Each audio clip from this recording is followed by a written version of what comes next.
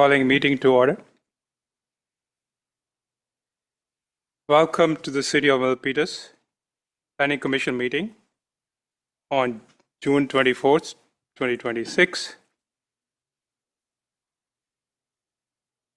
Supposed to read these instructions for public comment. Oral public comments may only be provided live during the Planning Commission meeting in person. All comments provided shall be limited to 3 minutes or less as determined by the chair. All public members will be limited to 1 comment per agenda item and 1 comment for non-agenda items. Members of the public may submit written comments by email to planningdepartment@milpitas.gov. With that, it's time for the Pledge of Allegiance. May I request Vice Chair Kong to lead us, please.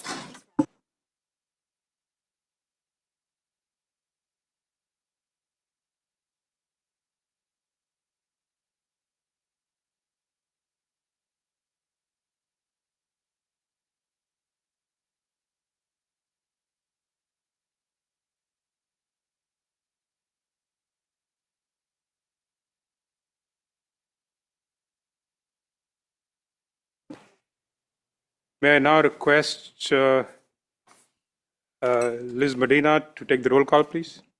Thank you, Chair. Good evening, commissioners, community members, and staff. I will take attendance, starting with Commissioner Castillo. Aye. Commissioner Brown is absent this evening. Commissioner Culkins? Here. Commissioner Awasti? Here. Commissioner Galang? Here. Vice Chair Kong? Here. And Chair Gupta. Here. Thank you. Thank you, Liz. Now I request Attorney Creed to read the conflict of interest declarations, please. Thank you, Chair. I ask the Chair and each member of the Milpitas Plan Commission whether he or she has any financial or personal conflict of interest related to any of the items appearing on tonight's agenda. Commissioner Castillo? None. Commissioner Culkins? None. Commissioner Awasti? None. Commissioner Galang? Vice Chair Kong? None. And Chair Gupta. None. Thank you. I further ask the Chair and each member of the Milpitas Plan Commission to please disclose any campaign contributions of $100 or more received within the last 12 months from any of the parties entering into contracts with the city on tonight's agenda, or contributions received from development project applicants for development projects on tonight's agenda. Commissioner Castillo? None. Commissioner Calkins? None. Commissioner Wasti? None. Commissioner Galang? None. Vice Chair Kong? None. Chair Gupta? None. Thank you. Let the record reflect no reported conflicts. Thank you very much, Chair. Thank you, Attorney Creed. Next item is approval of the agenda for tonight. I'll make a motion to approve the agenda for June 24th, 2026. I'll second.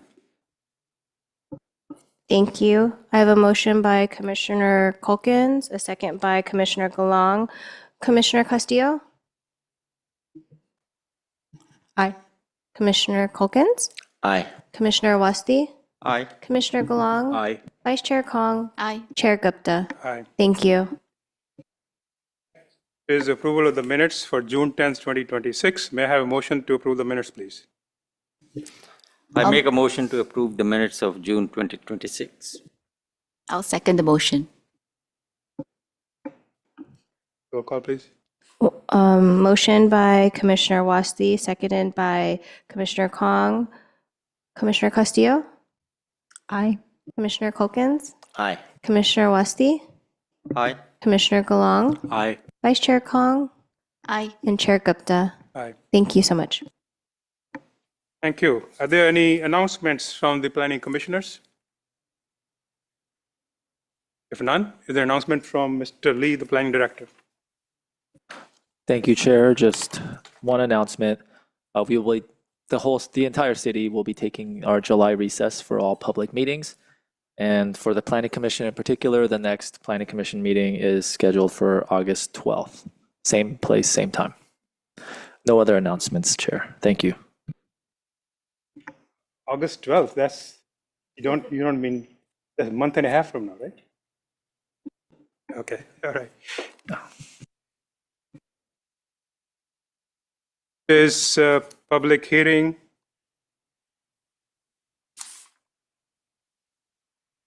The project we are going to review today. Sorry, we have Sorry, public forum there's a first. public forum. Okay. Supposed to read this instructions for public forum. Members of the public are invited to speak on any item that does not appear on today's agenda. Comments will be limited to 3 minutes or less at the chair's discretion. When called to speak, you are encouraged to state your name for the record. As an item not listed on the agenda, no action can be taken.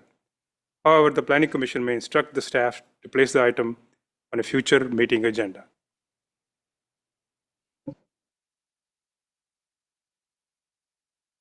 I have no speaker cards for public forum, Chair. Oh, okay, thank you.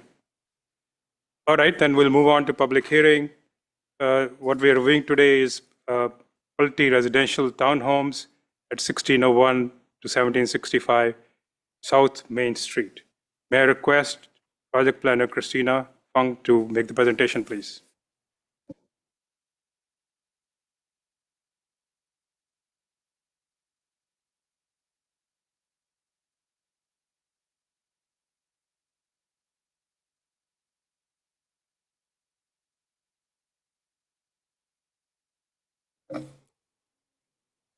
Thank you, Director Lee, and good evening, Chair, Vice Chair, Commissioners, and fellow staff. Oh, Liz, sorry, just only a minute. Oh, sorry. Oh. Thank you. As mentioned, the item before you is a request for a development application for the Pulte Townhomes project. Next slide, please.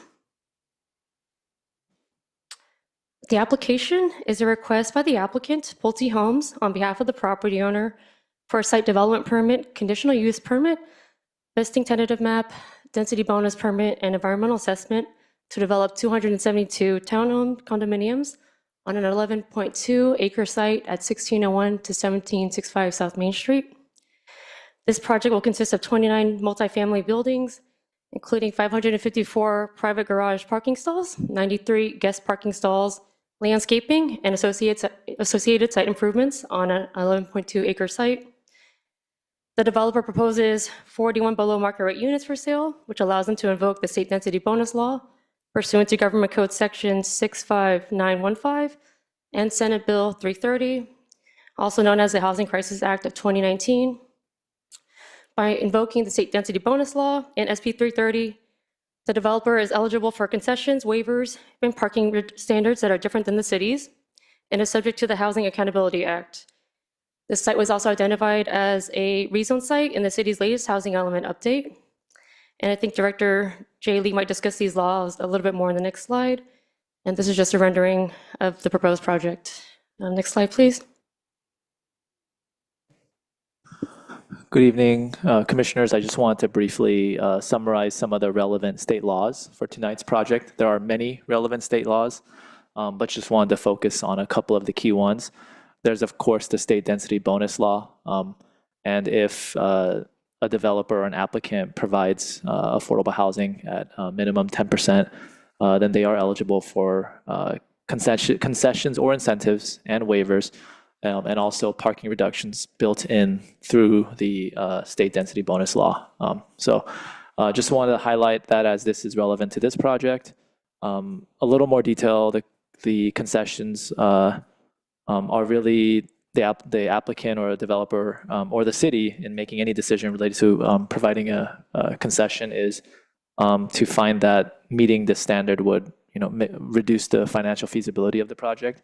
And as it relates to waivers, just want to highlight and emphasize that waivers are from standards that would preclude the development capacity to meet or to provide the number of units that would otherwise be possible. So just wanted to share a little bit about the context that for these decisions. And then there's also the Senate Bill 330, which is the applicant has invoked.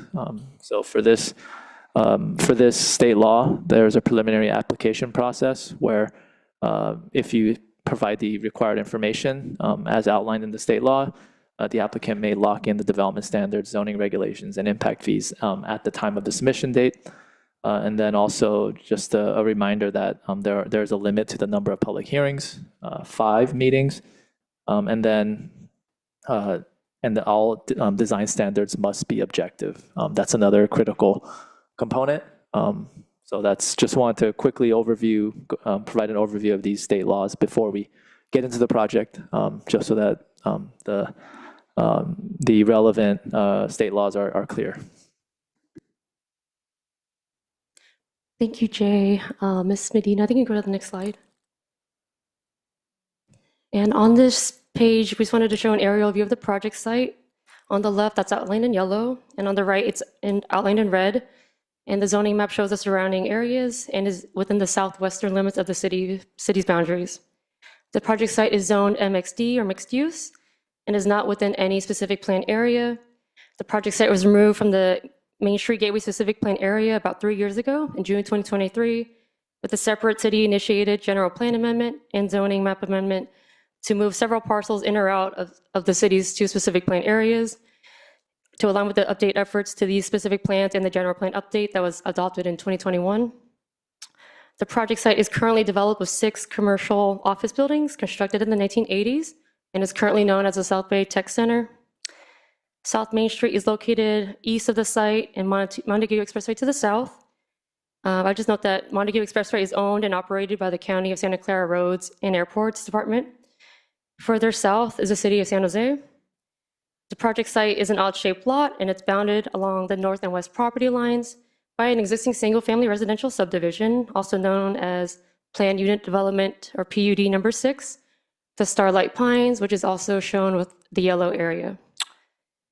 The corner lot immediately southeast of the project site is an existing Rotten Robbie gas station, and directly across the street in that kind of the red other corner lot is a Shell gas station. And to the other areas east are zoned for high-density residential developments and are developed with 3 to 4 story existing multifamily residential buildings that are shown in the brown colors to the right. Next slide, please. The project will require a site development permit to develop the 272 townhome units. 14 out of these 29 buildings will be proposed as the 3-story attached townhomes, described in the applicant's plans and staff report as the Cove design, which will be about 38 feet in height. That's shown in kind of the lighter orange color. These were placed closer to the existing single-family residences. The other 15 buildings shown in blue will be the Vera 4-story stacked townhome flat units, reaching a maximum height of 51 feet. The floor plans will come in a 2, 3, or 4-bedroom layout. The 3 main common open space amenity areas are shown in green, and we'll talk about that more later. All of the units will have their own 2-car private garage, which are mostly in tandem or side by side, but there will also be 93 outdoor surface level guest parking stalls around the project site. The density of the MXD zoning district is 21 to 30 dwelling units per acre. As the project proposes 272 units on 11.2 acres, the project meets the density requirements by proposing 24.3 dwelling units per acre. Next slide, please.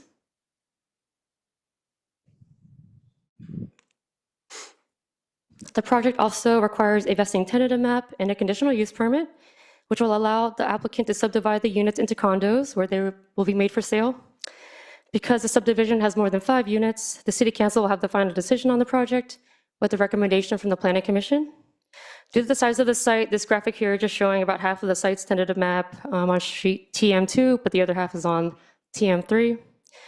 The project's form, content, and dedications on the proposed tentative map have been reviewed by the city's Public Works Land Development Division and deemed consistent with the provisions of the city's municipal code for tentative maps. Next slide, please. The project also requires a density bonus permit and is subject to the city's affordable housing ordinance. The city's AHO requires all developers to develop at least 15% of their total units as affordable units, also known as below market rate or BMR units. 15% of 272 units is about 40.8 units. The applicant has proposed to develop 41 BMR units reserved at moderate level incomes.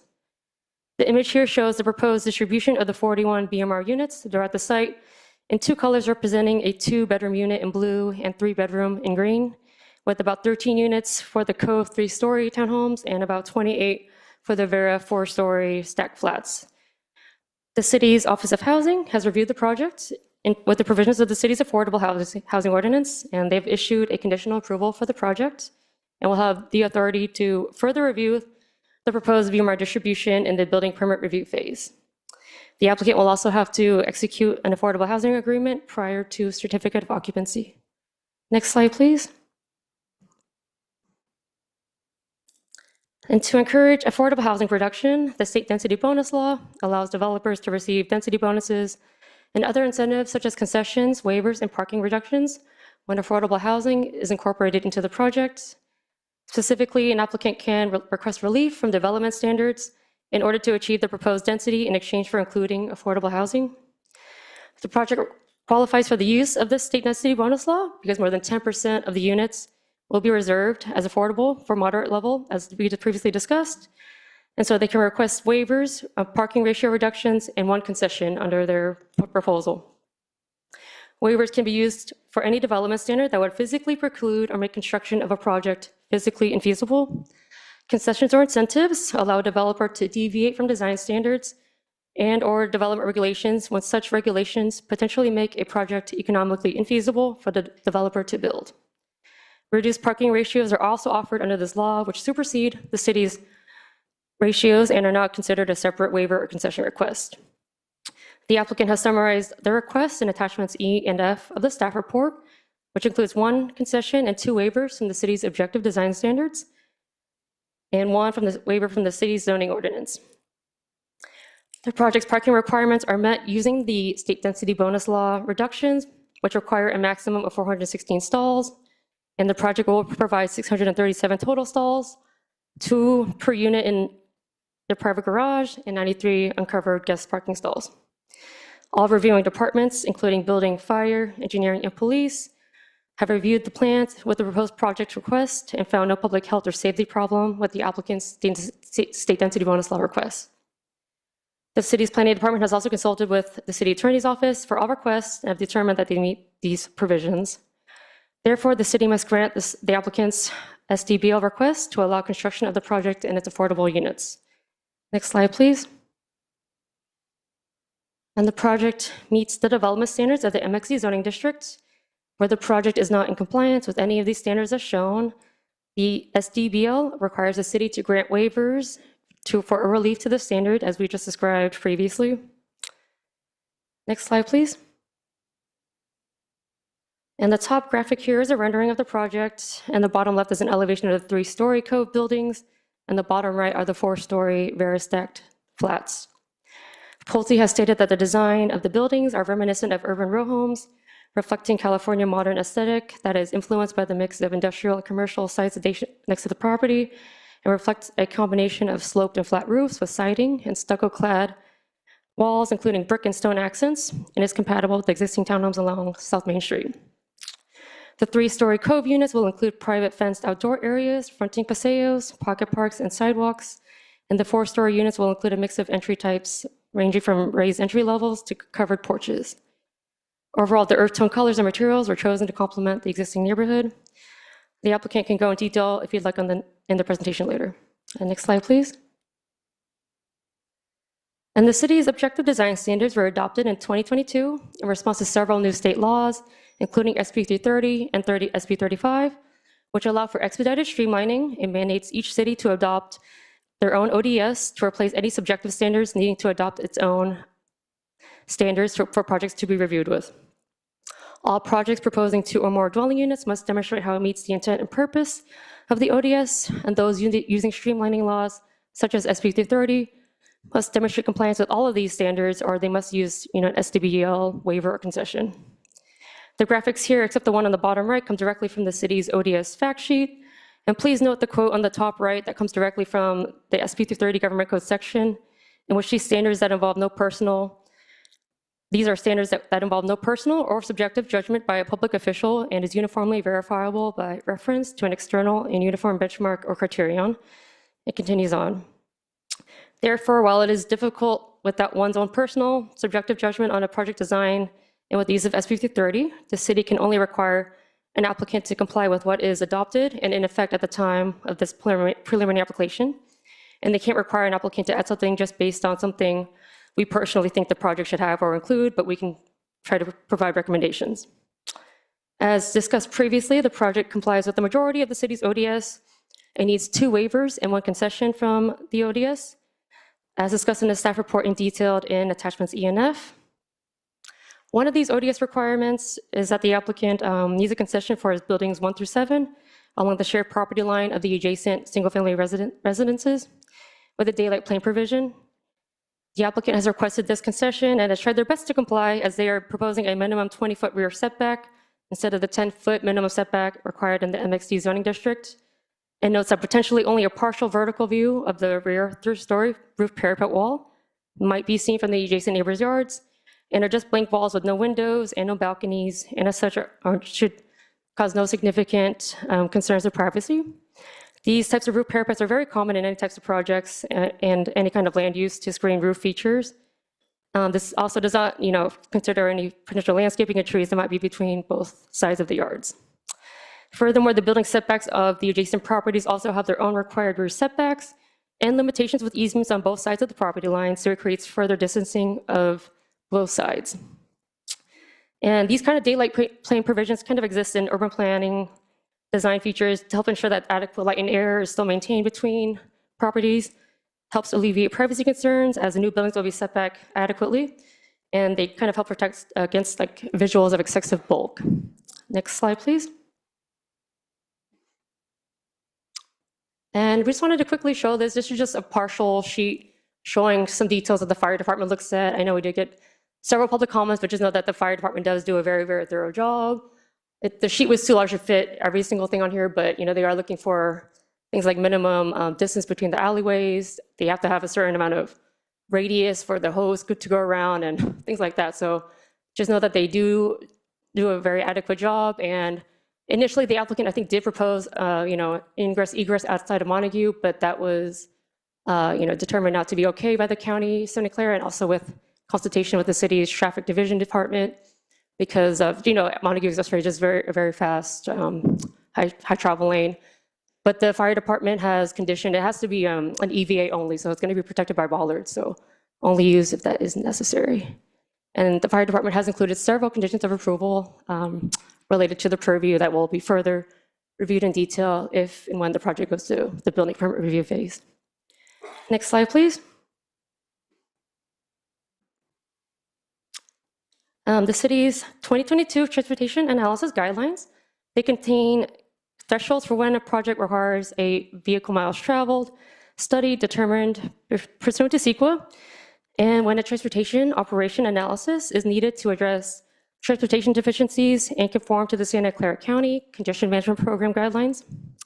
A project-specific VMT study was prepared, and it's included within the CEQA checklist Appendix I to Attachment C. Potential impacts related to this topic area are summarized in Section 4.16, Transportation of the CEQA's Consistency Analysis Checklist. In conclusion, that analysis found that development of the proposed project would not change the VMT conclusions of the General Plan EIR and the Housing Element Addendum, and therefore would not be a significant impact peculiar to the proposed project or the project site related to VMT under CEQA. A project-specific TOA report was also determined to be necessary and was prepared and reviewed in consultation with the city's Traffic Review Engineering Department. That's included as Attachment G to the staff report. This report demonstrates that the project's anticipated traffic generation can be accommodated by the existing street network with no adverse impacts and included recommendations. The Montague Expressway segment, as we previously noted, is under the purview of the County of Santa Clara and roads departments and require further coordination with its outside agency in the post-entitlement review process, such as increasing the green light speeds at the South Main Street intersecting point, but both agencies do communicate as well as the applicant, and these have been conditions of approval. The city's transportation and fire staff have also reviewed the project plans and are requiring other CFAs to ensure the adequate emergency vehicle access, and have confirmed that the internal private streets and roadways and driveways will adequately serve the project. And this project is also used by the traffic division to assess specific offsite public improvements the applicant may be conditioned to complete as part of the building permit review process and construction phase. And these are included as engineering condition approval 95, which includes several items such as, improving sidewalks and streets, potential equipment upgrades to the nearby intersections as well. And with this online later is Hexagon Consultants and the SEQA consultant for this project who can further elaborate on both studies and analysis later. Next slide, please. The project anticipates removing approximately 237 trees from the site, including 167 trees protected as defined per MMC section X-2.7-7.01 from the project site to allow construction of the project. The Public Works Department has full purview of issuing tree removal permits in conformance with this tree removal ordinance and is not subject to approval by the Planning Commission and/or City Council, but information is being provided overall on the potential tree planting. The applicant must separately continue to work with the Public Works Department on receiving an issued tree removal permit in conformance with this ordinance, which includes several options property owners can seek for compliance. The applicant is anticipating to plant 252 trees to mitigate further removal of 167 protected trees at the required 2-to-1 ratio, and will pay an in lieu fee to mitigate the remainder of the protected trees. And a related condition of approval has been included for the applicant to obtain this tree removal permit from the Public Works Department. Other new landscaping will be included as part of the project's landscaping design, such as various native and drought-tolerant shrubs, grasses, flowers, and perennials on the perimeter of the lot, adjacent to pedestrian walkways, and within the amenity park areas on site. The applicant must also provide improvements to irrigation efficiency, such as compliance with the city's water efficient landscape ordinance, and the engineering department will also further review final stormwater control plans for the site later during the other building permit review phase. Next slide, please. The project includes about 0.95 acres of privately owned and maintained common open space areas, provided as 3 pocket parks. This includes, number 1 on the left, about an 11,500 square foot park along the Montague Expressway frontage, and will include features such as open lawn areas, picnic tables and chairs, and barbecue amenities. The second is more, if you're facing true north on the northern side of the site, that'll be close to a 23,000 square foot park that'll have features such as benches, children's playgrounds, table tennis, cornhole, open lawn areas, and there's more, but these are just to name a few. The third on the corner right there by the South Main Street frontage will be a dog run park, so it'll include amenities for the dogs, benches, and a 3-foot tall gated entry and exit fence. Next slide, please.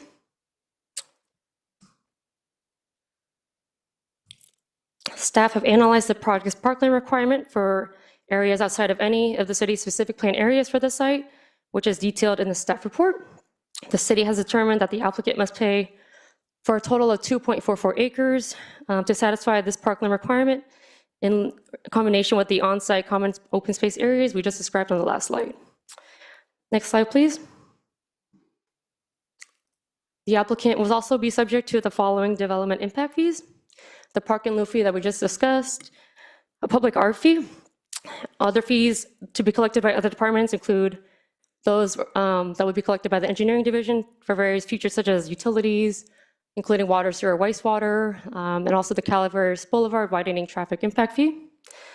And below, these are some of the main reviewing departments. So 6 departments over, definitely over a year have reviewed different submittals of this project and have issued conditions of approval, which we will further check during the building permit review phase with construction level detail drawings. Next slide, please. And regarding community outreach, the applicant hosted a virtual community meeting on Zoom on July 15th last year, with an in-person community meeting held at the Milpitas Community Center on September 11th of last year. The summary is included as attachment H to the project staff report. The meetings were designed and completely led and managed by the applicant to informally present the proposed project, gauge early community interest, discuss design questions and receive feedback, and answer questions regarding the potential project. A second follow-up meeting was held in person due to the large turnout of the first meeting. These meetings were noticed to individuals within 1,000 feet of the project site by the applicant. City staff also attended, but just reiterating that staff were just spectators and these were not formally organized or hosted by the city, but are intended for the applicant. City staff, for the public hearing tonight, public noticing was also done in accordance with state and city requirements, including a notice published in the Milpitas Post and the city's website. 2 physical signs were placed on the property at least 10 days prior to the hearing. The city also sent out public hearing postcards informing residents and property owners around a 1,000-foot radius. And to date, 22 public comments have been received on the project, which have been added to the packet, and copies have provided to the commissioners. Next slide, please. And as detailed in the staff report and resolution, the project meets all the findings as required for the Planning Commission to provide a recommendation for approval for site development permit, conditional use permit, vesting tentative map, and density bonus permit. The project will require final approval of the proposed entitlements by the City Council at a future public hearing. Next slide, please. And as lead agency, the city has determined the project is exempt from the California Environmental Quality Act, also known as CEQA, pursuant to CEQA Guidelines Section 15183 and 15162. Section 15183 states that projects in conformity with a community plan, general plan, or zoning that have a certified environmental impact report are exempt from CEQA, provided that the project results in none of the conditions outlined in CEQA Guidelines Section 15162. The city did prepare a project-specific environmental checklist by a professional consultant to evaluate its consistency with the general plan update final environmental impact report and the housing element addendum to the general plan update final EIR, which demonstrates that the project would result in none of the conditions in CEQA Guidelines Section 15162. This checklist and its supplemental technical reports are included as attachments B and C to the staff report. Next slide, please.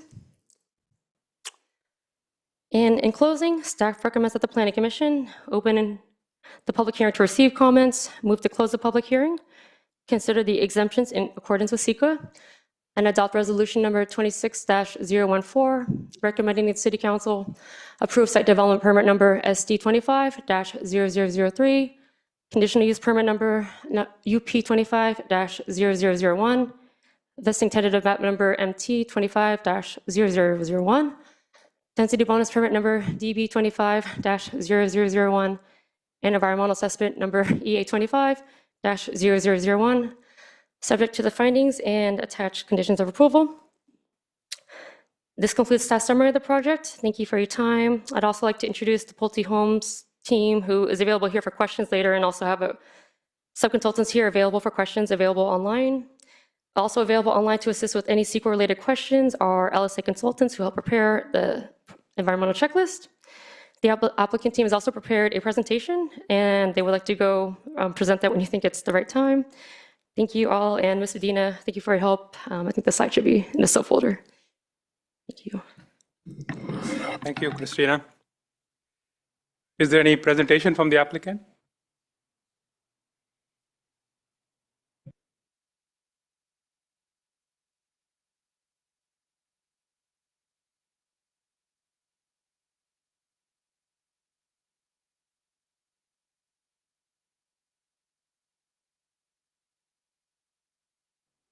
You turned it off on me, Christina. Thank you. And I was just going to say thank you, Christina, for a wonderful presentation. And I want to thank staff. This has been a 2-year process that the Pulte Group has gone through, working primarily with planning, but also public works, fire, police, a great staff here in the city of Milpitas. If you can, Liz, pull up my PowerPoint presentation. I'm going to go through this really quickly, and then I'm just going to touch on a couple of quick points. So this is a slide that you already saw. Next slide, please. So a little bit about the Pulte Group, one of the largest home builders here in the U.S. They've been around since 1950, created over 800,000 homes, attracting first-time home buyers, move-up buyers, active adult communities. And just here within your city, most recently, they did a 210-unit project off of California Circle. I know that some of the commissioners were involved in that. And this is actually a very similar type product. There we had four-story product as well as 3-story product. We pushed the 4-story product towards the back, closer to 880. Like we've pushed the four-story product on this site closer to South Main Street. Again, taking into account, some of our neighbors at the Pinewood Association. Next slide, please. So a little bit of an overview of the site. Just in the upper left, you can see kind of the building as it exists today. It was built in 1987. It's pretty much obsolete for today's, office market.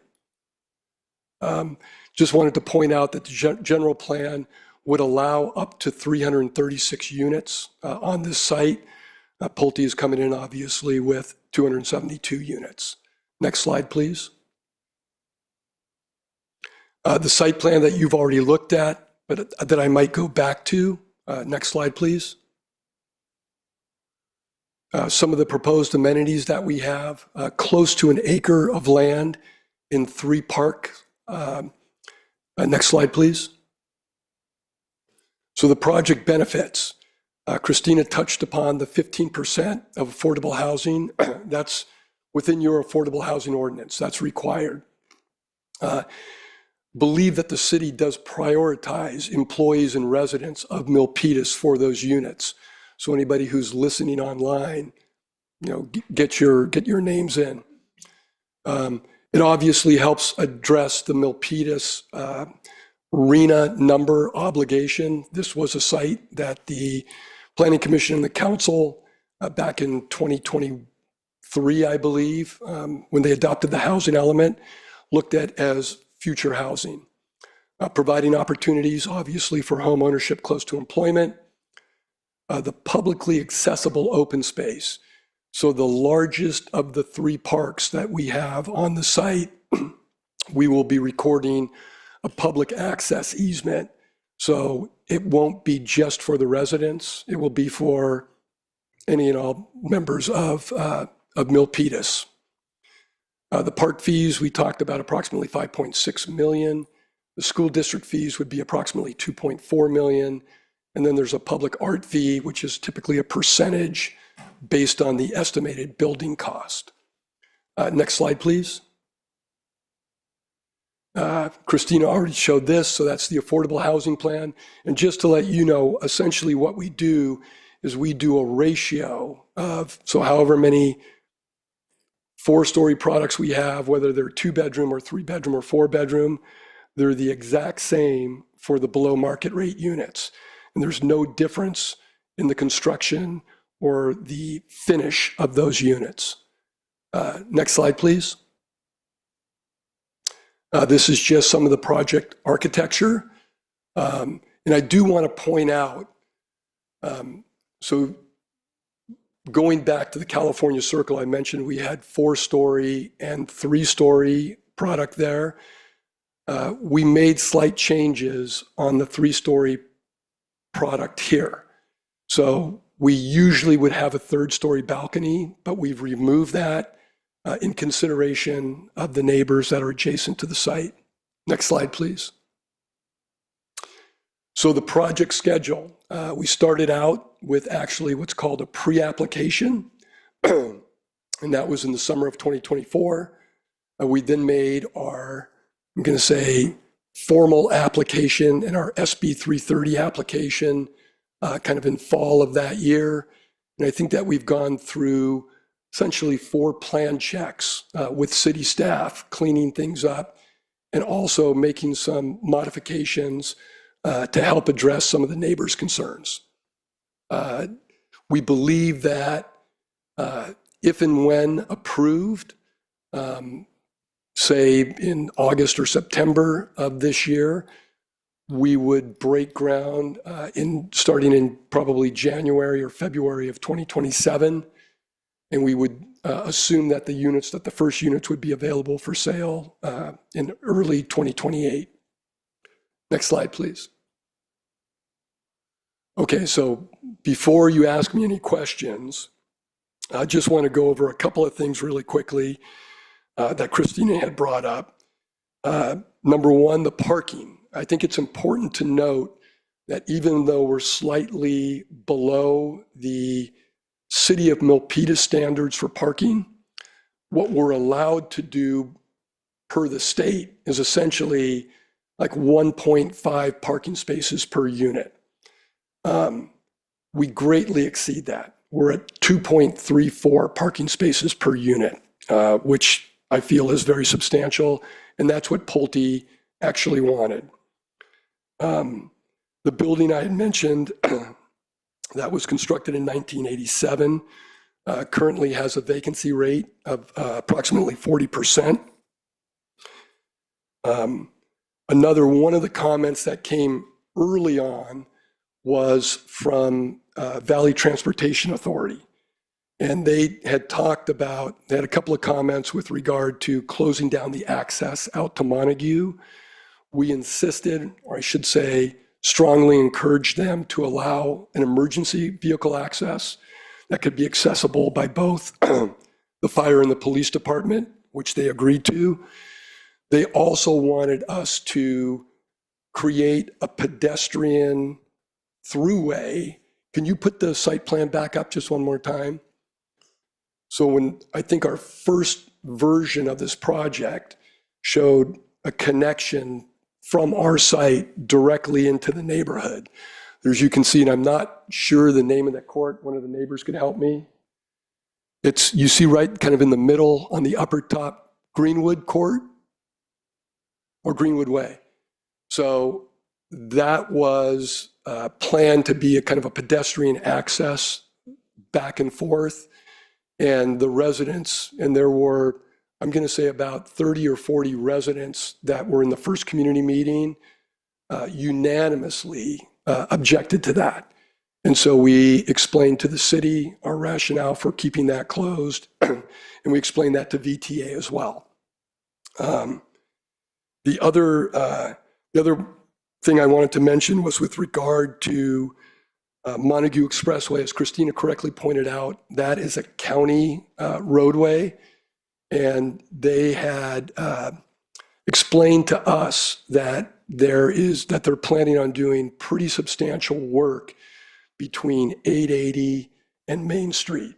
And so they're not touching our site. They're working within their right of way, but they have asked us to improve, and this was part of the Hexagon Transportation recommendations as well, is to improve a pedestrian walkway basically along that street. And so we're doing it, I think, both from our site as well as from the Shell Station site to an existing bus stop that's out there right now. With that, I just want to quickly let you know that we have a representative from our civil engineering team here tonight, Jesus. We have the director of architecture, Needle. I have the principal from the landscape company, Sherry Van Dorn. I have two of the Pulte senior VPs. And I think online we have the traffic consultant, Eric Say, as well as brokers from Kidder Matthews who are representing the property owner and helping with relocation of the tenants that are currently on site. With that, I'm happy to answer any questions that the commissioners have, or let the public speak and allow me to come back up one more time. Thank you, sir. At this point, the planning commissioners have any comments or questions? Yeah, I do. Okay. Hawkins? Yeah. Yeah, please. Thanks very much for sharing the presentation. Yours was a good one too, just like Christina's. Pretty thorough. I appreciate you guys covering all the angles that you did. Looking at some of the feedback that we got from some of the residents about privacy, one of the questions I had was the type of trees. I did read that instead of doing 47, you guys want to do 40 between you and the residents of the Pines. Can I ask what kind of trees those might be? Like, you know, what kind of privacy, shade, or coverage they might provide? Yeah, and I believe that the trees are 24-inch box. Sherry, can you come up for 1 second? Just if you can discuss the type of trees. And we're specifically talking about between the 3-story site plan one more time, Liz. you know what they're talking about. Yeah, so currently the plan shows some smaller accent trees against the building, but what we want to do is take a look. We're currently studying the footing condition of that existing wall to remain. It's a 7-foot concrete wall. And if it's pure footings, then we're going to propose wiggling our walkway a bit so we can get some tall evergreen screen trees between our project and the neighbors. Things like Canary Island pine trees, which can get 60, 70 feet tall, but they're a little bit narrow because we do have a narrow space there. Brisbane box, evergreen tree that could get a good 50 feet tall by, 20, 25 feet wide. There's a variety of evergreens we can use, some magnolias that are evergreen. There's a lot of deciduous trees, but I think the neighbors probably mostly want evergreen. So we'll be studying that and getting whatever we can in there by wiggling the walk a bit and making sure that footing is pure footing and not a spread footing. That's what we're looking at now. Okay, thank you. Yeah. And if I could just add one more thing, because I think back from our original, our very first submittal, the requirement was a 10-foot setback, and we've pushed that back to 20 feet at a minimum. And so it basically varies between 20 and 23 feet. Gotcha. Yeah, I did read that in the proposals too, so I appreciate you guys. It definitely seems like you listen to a lot of the community feedback and trying to do what you can. Was there a reason, even though it's zoned for mixed use, I didn't see anything about adding any retail into the area? Is it just because of the cost analysis on it, or? Yeah, I mean, that's a great question. And, I'm working on a host of different projects. In fact, Pulte has a project in the city of Santa Clara that was just recently approved. And in that case, the city had a requirement. So it was a 0.1 floor area ratio that you had to do on the mixed use site. We actually wanted to use a concession to just remove it, which we felt we had a legal right to do. And essentially the city kind of came back and said, we'll let you reduce it by 80%, right? And so we're building a 5,000 square foot retail building on this, 5.5 acre site. But Pulte is a residential home builder. That's what they want to do. And quite frankly, any loss of homes is essentially a loss of value to them. So we had a right to do 100% residential, which is, what they opted to do. Sure. Yeah. Oh, that makes sense. That makes sense too. Thank you. Okay, and you identified too that the current business is in that area. It's got about a 40% vacancy in there, and you're trying to help relocate the other people that are still in there? Yes. And this was something, I'm sure that there's tenants I recognized. My favorite woman back there, and she's married to a black belt, and so I want to stay on his good side. But so Pulte's contract with the property owner essentially says, upon approval, and after, we still have another 6 months to go, assuming it was approved, to do a final map and improvement plans and have the construction drawings, checked by the city before construction would begin. So the earliest anything would happen would be January of 2027, as I mentioned. But the other, I'm going to say, component of that contract was that Pulte takes the site tenant-free. So Pulte basically doesn't want to be in charge or want the responsibility of having to evict, tenants or give them termination notices. Sure. And so it's really up. So, early on, 2 years ago, they said, Jim, don't worry about it. And I said, well, I do worry about it because if the property owner doesn't kind of do anything, it's a bad look for us or for me. And so I was in contact with several of the tenants who had called me. Just got a call a couple of days ago from a gentleman from R3 and answered every question to him or for him. I think that the vast majority of tenants are on month-to-month leases. I think that there are maybe 10 tenants whose term extends slightly beyond 2027. But as was explained to me, the property owner has rights to terminate, by giving them notice essentially like in November, towards the end of the year. So that being said, I know, and I don't know if he's here, but your economic development team was in contact with them. And, the tenants that I spoke to or that called me I said, please talk to the city's economic development team, but then also I think the property owner and the property manager and Kidder Matthews has just recently, like in the last week, I think sent a lot of material pointing out all of the vacancies that are within, essentially a 5-mile radius. And, there's several 100,000 square feet.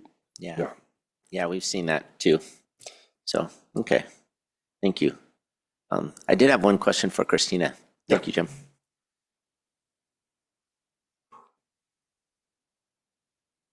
This one shouldn't be too bad. I was just curious. I didn't see if there was going to be a light at that intersection coming out of this, or because there's 2 entry and exit points onto Main Street. Is there a new light or anything going in there, or just it's going to be remetered, I guess? This is a very good question. It's hard because as planning, we represent the planning code, but we do, require our sub-departments to review this, including our, engineering department who looks at this. So I think under conditions of approval 95, let's see here, there's many specific improvements, right? And part of the reason, the applicant team and of course the engineering department, they had to kind of, work on this list together. A lot of these things are very, very expensive, more than you might think, right? So there's some kind of back and forth about what they are okay with doing versus not okay doing. A lot of that, right, has to stem from these reports, like kind of like that TOA attachment G.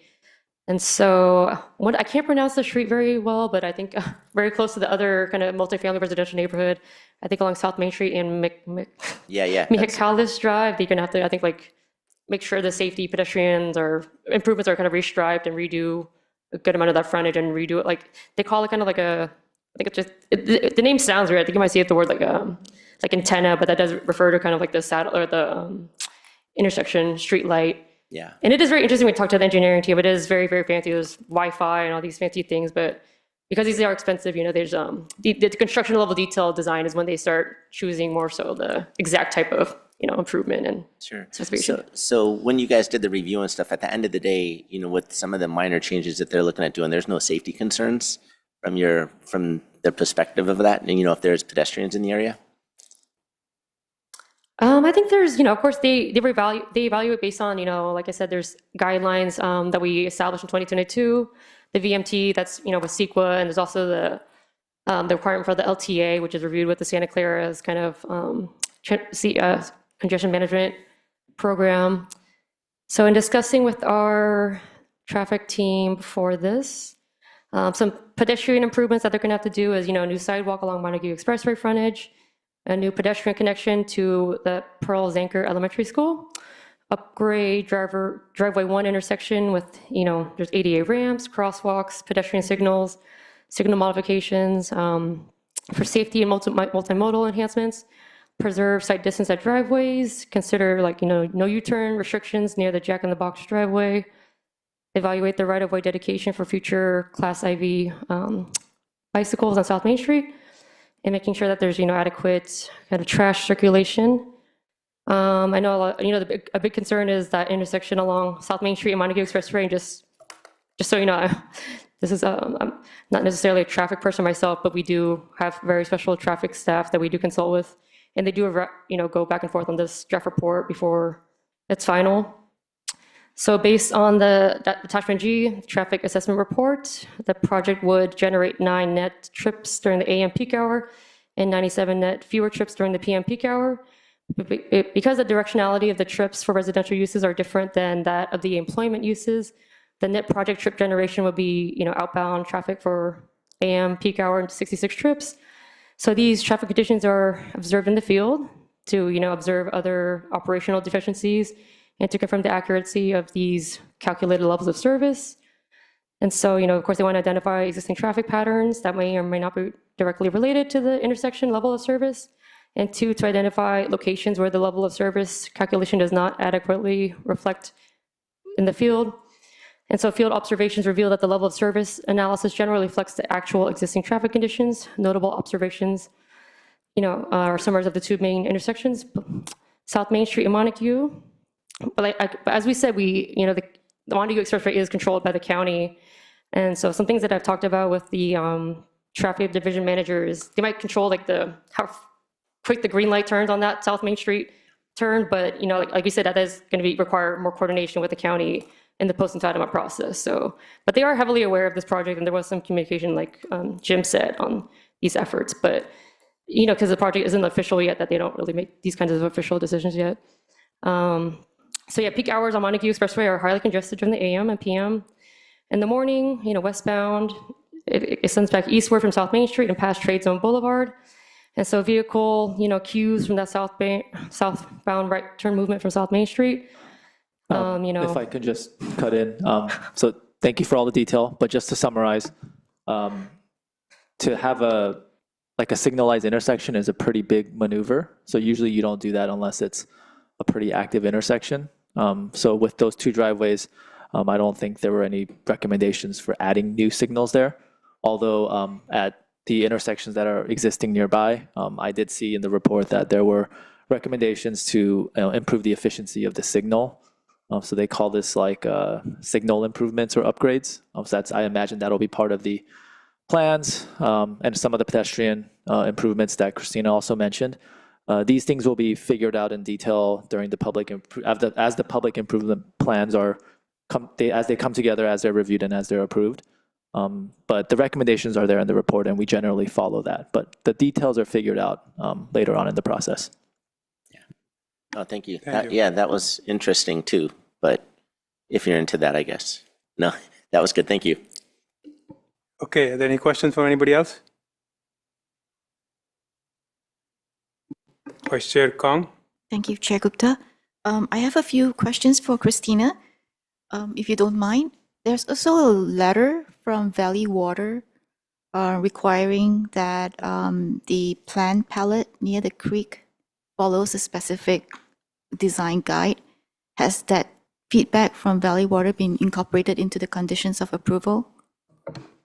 So we have forwarded that letter, just because we did receive it within, less than 10 days before this hearing, to the traffic engineering department. And like we've mentioned several times, this entitlement process took 2 years itself. The building permit process takes another 1 to 2 years itself minimum for certain buildings. So of course, during this construction level detail design, they will know now to coordinate with Valley Water on those specific plant types. And there's also a lot of different county, stormwater pollution control measures as part of that. So they will coordinate more if and when this project might be approved in the post-entitlement process. Okay. And I think we heard from the applicant about the trees where they're considering certain species that is going to grow, pretty high up, like 50 feet. I heard that from the applicant. And I'm just wondering, because it'll take time, right, for the new trees to be planted and for the, plant to mature naturally. Can we look into additional privacy improvements, such as perhaps adding more of the wall height extension that might be a lattice panel, things that would provide privacy that is instant. We don't have to wait for tree to mature. That could help to mitigate a lot of the privacy concerns from the neighbors. I think, would anyone on the applicant team want to speak on behalf of this? We just have to remember that this is SB 230 project, so if it's not something that's required in the adopted code at the time of their application, then we can't require it. It's hard to say per se, that is a good idea, right? But it's hard to know because I think certain trees are going to be maintained. There could be trees on the applicant side or the neighbor side to screen. So I think they are keeping the existing 7-foot concrete wall. So it's hard to say, but I think would the applicant team like to speak on anything else they can add? Yes, Jim Sullivan again. So I totally understand the point. I think that the 24-inch box trees that we're planting actually grow quicker than if you plant like a 48-inch box tree that starts out higher. They find that in a 4-year period, the 24-inch box tree will actually outgrow a 48-inch box tree. But with regard to other privacy concerns, I think our pushing back the buildings to 20 to 23 feet, our deletion of the third floor balconies, that's what we're prepared to do. And I will say that the other balconies, even on the second floor, the inset where the window is pushed, I think like 6 or 7 feet back from the face of that building. But, obviously the Planning Commission is free to make any kind of recommendation that they like. Yeah, I mean, that's one thing that I really appreciate Pulte taking the proactive step in meeting with residents early on, the community meetings that you guys have held, at least 2 of them, and taking into consideration a lot of the feedback into the design. But as mentioned, we still receive a lot of letters, right? I mean, Yeah. it's clear that the residents are still very concerned, even with the changes that has been incorporated. So that's why I'm bringing into discussion today if there are other methods that could provide instant privacy mitigation while the trees are maturing. Yeah. And that's why I was so- suggesting the Yeah, I mean, kind of wall height extension. Yeah, and I forgot, I listened to the city council hearing on the Sobrato project, which I think was before you guys. And I think that the city has an absolute max of 8 feet, I believe. And so our plan is not to do anything. But, I mean, obviously, if a neighbor decides to do something on their side of that wall, whether it's, planting Italian cypress or, building up another, I'm not telling them to break the law, but, I mean, if they were to build something on their property, we're not going to turn them into code enforcement. But we don't want to do anything that's not approvable by the city. Right, understood. I mean, 8 feet is the maximum the city would allow for any fence. So Yeah. it's currently 7, so there's room for 1 foot to be extended if you want to do it. Just to quickly clarify that 6 feet is the maximum requirement, but it would need neighbor approval to go up to 8 feet. So we have a written template, but that would require, right, every single adjacent property owner to agree to that. Okay, understood. And then the other question I have is regarding the relocation services. It's good that you mentioned that the property owner is working with, you have a contract ongoing to help to relocate it. I'm just wondering, I mean, this is actually more a question to Christina as well. Do we get any feedback from the Economic Development Director? How much of a loss, economic loss, will we be suffering as a city because we are, kind of demolishing essentially a tech center? Oh yes, definitely as staff, we've cared about this very, very early on. We've heavily encouraged it since the community meetings that I've been coordinating with our economic development team. Michael Thomas is here, I think, to also probably get into that more. But that is a very genuine concern because it was stressful for us as staff to hear this kind of feedback from the tenants. And I did really emphasize with that, but it's hard, right? Because this is a private property owner deal, the private property owner deal that we don't necessarily need to see the exact, we're not really allowed to really see the exact fine-tuned details, but we kept on emphasizing that please start communicating early on because it's not fair for us. And we do feel for these tenants, just imagine putting yourself in these shoes. So I think that's why with an extra push they did kind of recently this week, I think they did tell me that they started to engage, but I think, Michael, do you want to say anything? As Michael's coming up, can I just make a quick point as well? Go ahead. That, this is very difficult, right? And I've been involved in several of these situations and sometimes having to deal with tenants that actually have 8 years left on their lease. And we're trying to build, and so I have to actually not only find them a space, but, buy them out of their lease, essentially. That's not the case here. But I do want to say that I commend the property owner in one regard, because I've dealt with other property owners that essentially will say they're getting ready to redevelop their site, and they essentially just kick all the tenants out. And they have it 100% vacant, and of course, it becomes vandalized and it becomes a nuisance. It makes my job easier as a developer that I can kind of come in and, hey, I'm the hero cleaning up this kind of mess. But so the property owner, I believe, is wanting to keep the tenants there as long as possible. And then the other thing is, of the 60 tenants that are remaining on site, I think approximately 80% of them are under 1,000 square feet. So these are small, there's tenants that have 400 square feet, kind of a, one room type thing. And there are tenants that, are in the 1,000 to 5,000 square foot range, and then a couple that are above 5,000 square feet. But so most of the tenants are, that kind of single store type situation, right? Where, and I don't know what that's not my area of expertise, but I think Kidder and Matthews is trying to step up and offer assistance in finding those people, an alternate spot. Yeah, it's very important step because I think all of us are very much connected to that community because it's our urgent care centers, learning centers, and these are essential services for the entire community, and we do not want to see job losses Yeah. resulting from this development. So, Yeah. And keep in mind that this is not a general plan amendment request. I'm not trying to change something. This was something that, the city had put in place, 3 or 4 years ago. Yeah. In order to meet the state's, housing requirements. yeah, understood. Good evening, Honorable Planning Commissioners. My name is Michael Thomas. I'm the Economic Development Coordinator with the City of Milpitas. Do you have a question, Vice Chair Kong? Yes, the question was, have the department looked into the economic loss, the job loss and impact from demolishing this tech center? Well, based on what I can tell you, they did say there are 60 tenants currently at the location. Checking business license records, 35 of those have active business licenses with the city, totaling about 244 employees currently. So that's what you could look at. Okay. All right. Appreciate it. Thank you. Yeah. Mhm.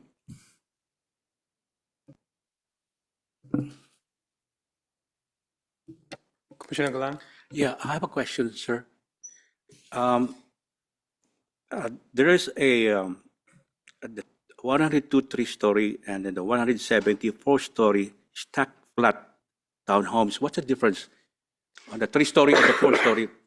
Is there a difference in size of the room or? Yeah, so the stacked flats are essentially, think of 2 stories, essentially, you have, 1 unit here, 1 unit here. That's the 4-story product versus the 3-story product is essentially 1 unit going up 3 floors. So on the flats, do they have a separate entrance for that, every unit? Every single unit has its own separate front door, porch, garage, and access from their garage into their unit. How about the size of the unit? Yeah, the size of the unit, Yeah.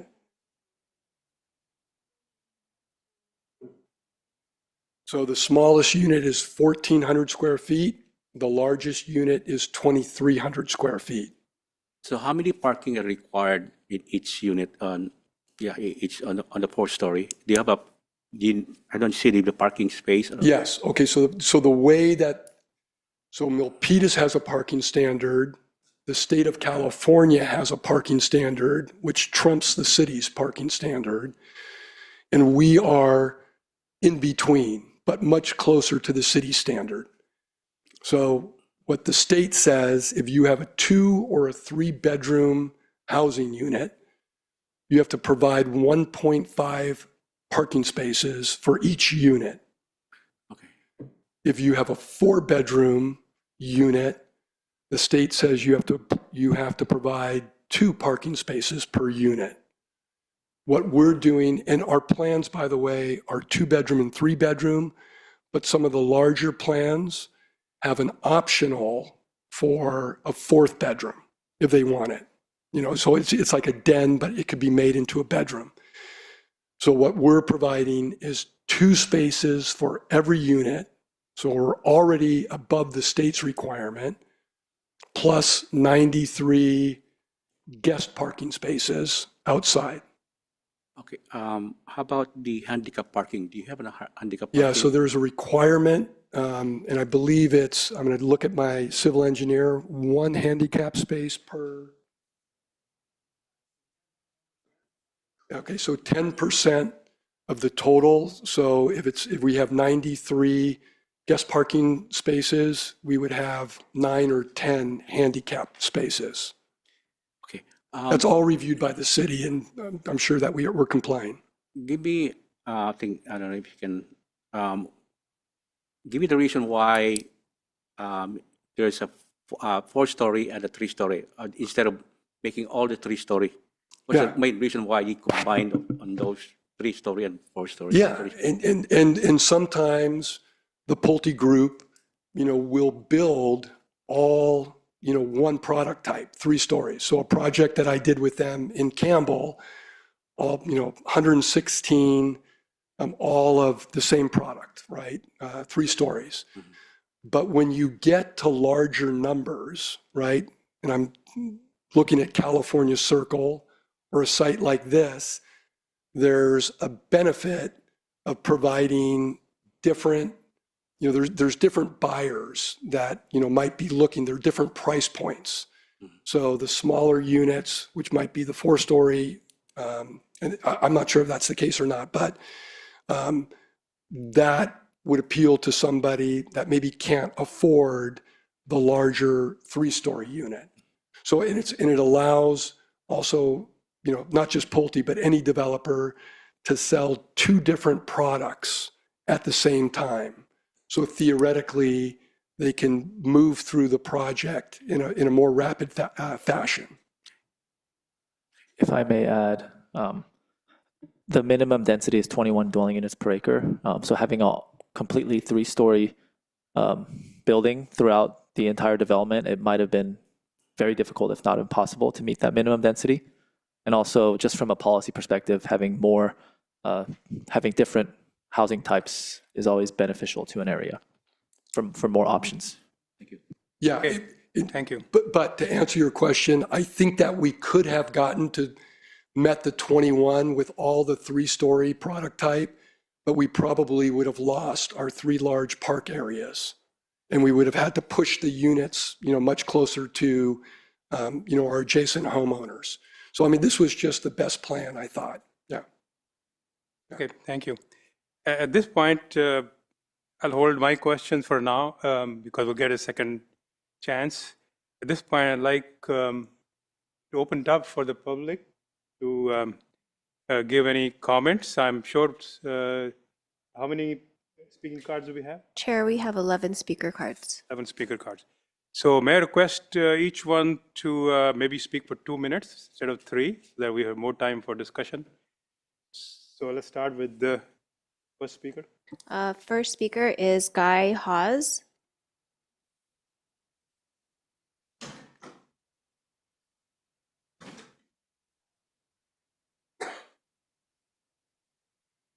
Good evening, Chair, Vice Chair, and Commissioners. I've lived in the Pines since 1982, and we moved to Milpitas for the benefits of the schools and the good fire and police coverage that we had for the neighborhood. And there was lots of open space around. And then gradually, large buildings started coming in. And I'm living at kind of the northern end of the Pines, where we've had a traffic problem as Apex and Centria and those came in, and we came to the city and said, we're having a parking problem. Can we get some relief? Can you get a parking permit program? Unfortunately, while they seemed willing, the budget ran out. They couldn't do anything for us.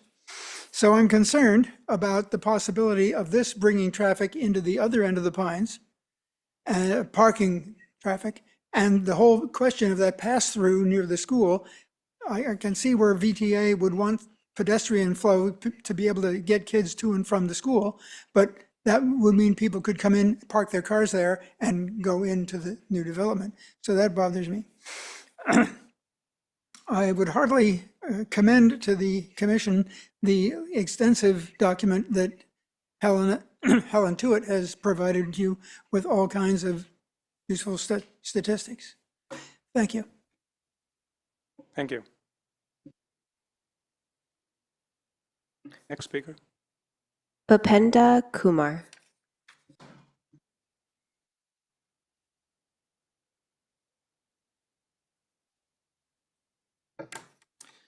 Good evening, Commissioners. Good evening, you all. My name is Bhupendra Kumar, and I've been residing in Pines for the last 33 years, moved in 1992. And as the guy said, we moved into the Pines because there was a lot of open space. And lately we have been squeezed by all this development happening around us. Like Apex came in and they took over the Capitol Avenue side of entrance, and there's always a problem, with the excessive parking. And now this new development coming in, we have another entrance and exit is Cedar Way. That is going to be taken over by this new development. And just to say, you guys were saying, there's only 40% occupied that complex right now. I think there's a very good reason. For last 2 years, this homeowner has shown no interest in that property. I drove by other day, backside of the property is just like a dumping yard. There's a couches, there's a broken bikes, there's everything in there. And I'm surprised that nobody from city has gone there and taken any action on them. Front of the property, it used to be nice and green. Now it's all brown, ugly, trees are dying, nothing has been taken care. So if the property is in disarray, nobody is going to occupy that property. That's why that's in 40% occupancy.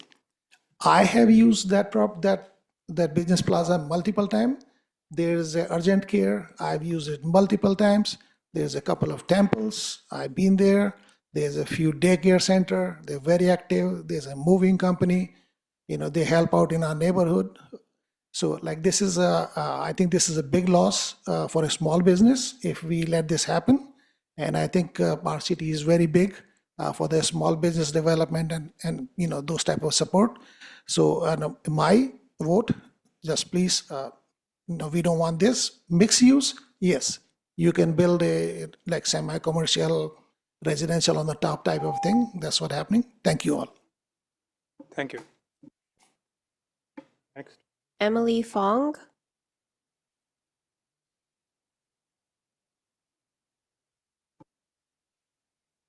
Good evening, all. I'm speaking today to urge the Planning Commission to carefully consider the Pulte housing development.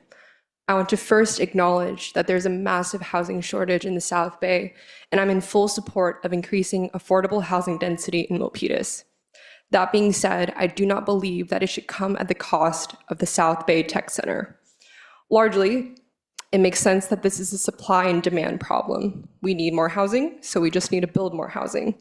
But I ask you all, has the development of new housing driven the average housing, rent, or buying cost down? Just within a 1-mile radius of the South Bay Tech Center, there are over 10 residential complexes. Just to name a few: Park West, Monte Vista, Apex, Centria, Ilaria, the 4 different Fields complexes, Eleanor, that isn't even all of them. Just to provide some scale, a studio apartment under 600 square feet at Apex Apartments is nearly $3,000. All I'm trying to say is that housing has not become more affordable or accessible for the average Milpitas resident, and another massive corporation worth billions of dollars, like Pulte Group, will not have the average Milpitas resident in mind, let alone the health of the local community. Milpitas isn't exactly known for its exciting downtown area or walkability, and taking this area away for housing development isn't going to fix that issue either. Mind you, the area that this development is planned for is not obsolete and is already full of thriving small businesses that a lot of people consider a second home. People need an accessible place to find community, places like the South Bay Tech Center. Thank you. Thank you. Yanru. Good evening, everyone. My name is Yan Ruguo. I live in Penn. I actually have 2 kids living there, and I'm expecting them to go to the after school in the South Bay Center. Okay, so if you take down that one, I don't know where my kids gonna go. They learn Chinese there. They learn English in their school, walk by, and they learn their Chinese in their after school, walk by. So if you turn that down, I don't know how they're gonna go to their after school. Okay, this is gonna be a disaster for our family because both of me and my husband are working so busy. It's very hard for me even come out tonight because I still have a lot of meeting has to go. I'm relying on my parents' work to pick my kids up. So if you just simply turn down that, I have to drive. I have to rely on some other people who are taking risk to drive my kids back to home. This is ridiculous for me, actually. I hope you really thinking about not just the house that people are affording, and also the community that people live, right? People doesn't only live in the house. They need a community. They need to not only go to the work and also have their kids survive in their community.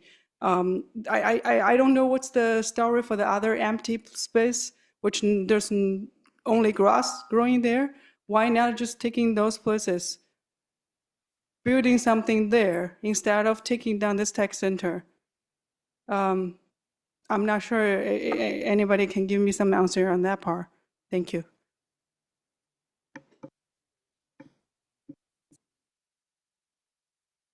Wilfred Kong.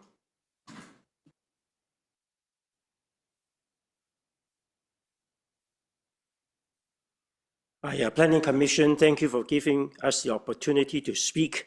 We're coming to the Milpitas Planning Commission, our city local leaders for help so that the quiet, peaceful Pine community will be preserved and our privacy will be respected. I am a longtime Milpitas resident living in a Pine community for 24 years. I live on a fallen leaf right next to the South Bay Tech Center, divided by the 5-foot wall and a lot of beautiful trees between our house and the South Bay Tech Center. In the last 24 years, we have been enjoying the peaceful, quiet neighborhood, the privacy of our community next to our South Bay Center. But last year, we were very alarmed that the building group wanted to come to cut down all the beautiful trees and build 272 units townhome community at the South Bay Tech Center location. They want to build a 102 three-story townhome right along and next to the dividing wall. Those tall three-story townhomes are looking right into our yards, looking right at our windows, looking through our windows and doors and right inside our house.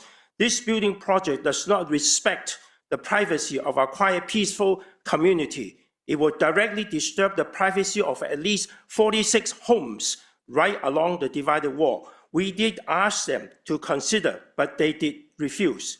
The building project also have 628 parking, and this will crowd out, create a traffic nightmare in our community.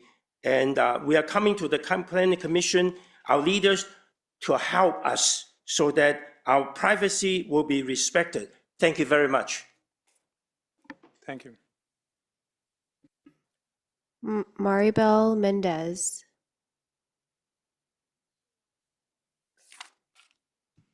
Addison Twet.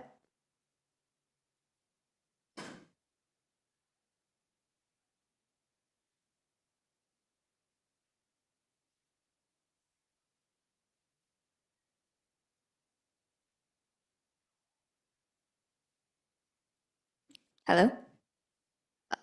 Hi, everybody. I'm Addison Tuitt. I'm a 17-year-old who lives right behind the South Bay Tech Center. So my backyard is directly next to the wall. And so I'd like to argue that this space contains so much more potential to serve the community, not as housing, and that the construction of the housing proposed would be an invasion of privacy.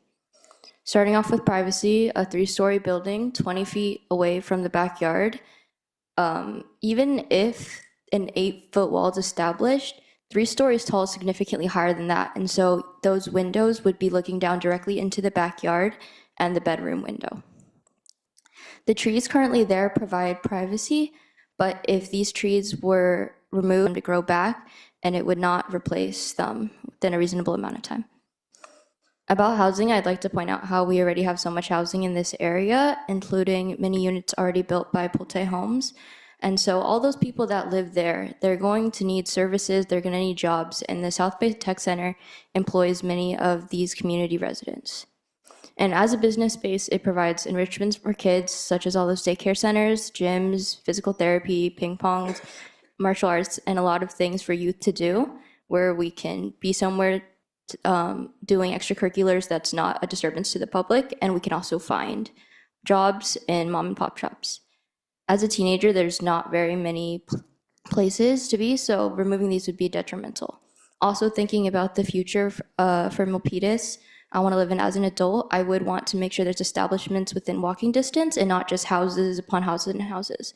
And so I'd like to emphasize how by revitalizing the tech center, we could bring new businesses in and continue to build a community on it instead of just having more housing. Yes, thank you. Thank you. Helen Twet.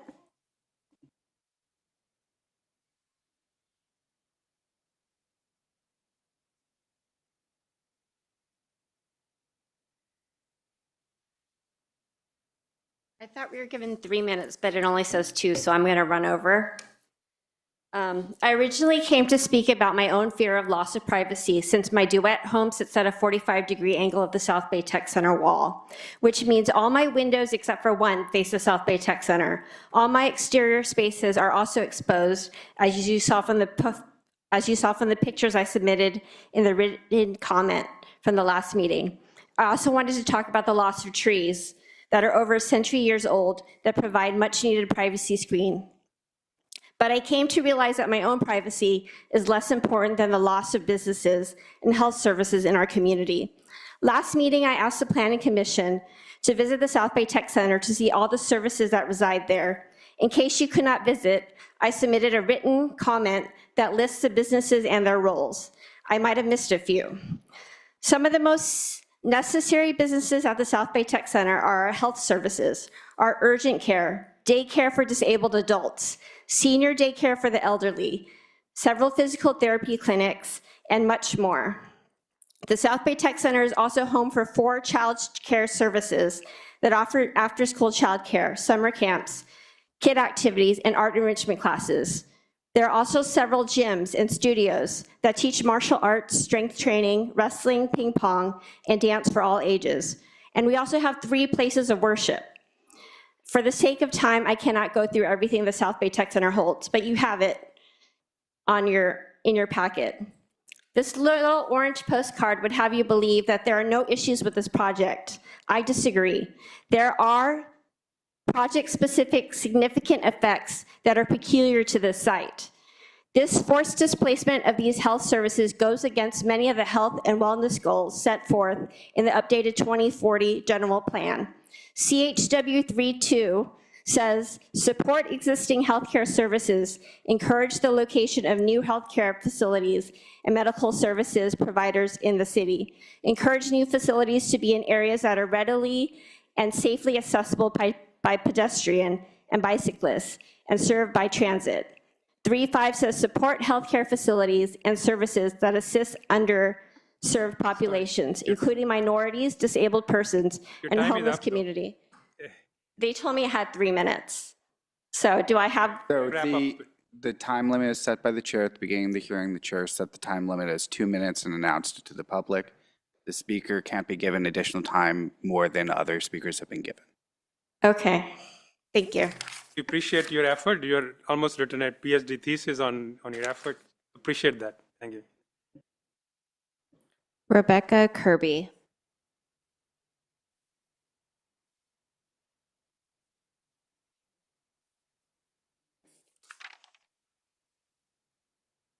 Hi, thank you for letting us speak here with what we do not want to happen.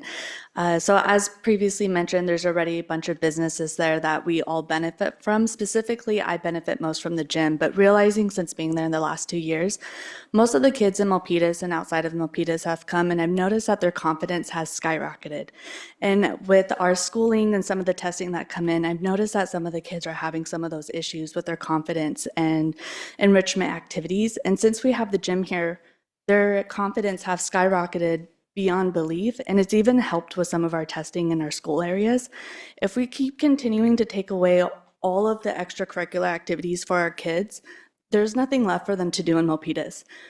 It's not safe enough for people to walk by themselves, children. There's not hardly enough parks close by to all of these housing units. There's no after-school activities, and the library is not within walking distance from most of the kids in Milpitas. We're running out of places for our kids to grow and develop and build their own community. And if we continue to take away all of these places, we're not going to have anything left for them. So I urge you to please not build more houses. That is absolutely not what we need. We actually need more places for our kids to be able to go to. Thank you.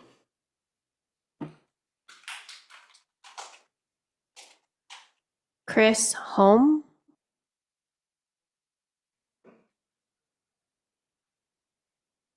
Hi guys, I'm the business owner at SN Muay Thai Fitness. I've been in Milpitas for the past 7 years. I've actually started my business in Milpitas. I'm a Milpitian, live here, right? So I've been able to grow my business since 2017, pushed through COVID, and pushed through COVID, and actually reopened my business within you know, once we reopen after COVID, you know. I serve a large part of the community here. Serve military, I have nurses, firemen, and the kids are probably the biggest group of people in my gym that I service because these are the kids that don't go into sports like in the high schools, the kids who are uncoordinated, kids who are having a rough time. I tend to get a lot of these kids who have trouble, right? And they can't find an outlet for them to kind of like help themselves. So for me, like, I understand how like builders move and how they just can build and do their thing. It's great. I understand we need housing here, but I also feel a little bit displaced and, you know, unattended to as someone who works really hard in the community just as much as they do, and kind of like neglected. So, I mean, my property, the owner has not really communicated anything to us. I've talked to the property manager multiple times. They've worked something out for us to stay there until the reconstruction process happens. At some point, you know, I'd like to stay in Milpitas and continue to service the community here. So if a solution could be popped up, it'd be great.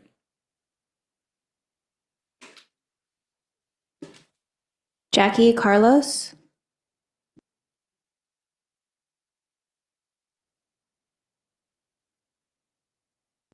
Hello, everyone. Thank you for allowing us to speak today. My name is Jackie Carlos.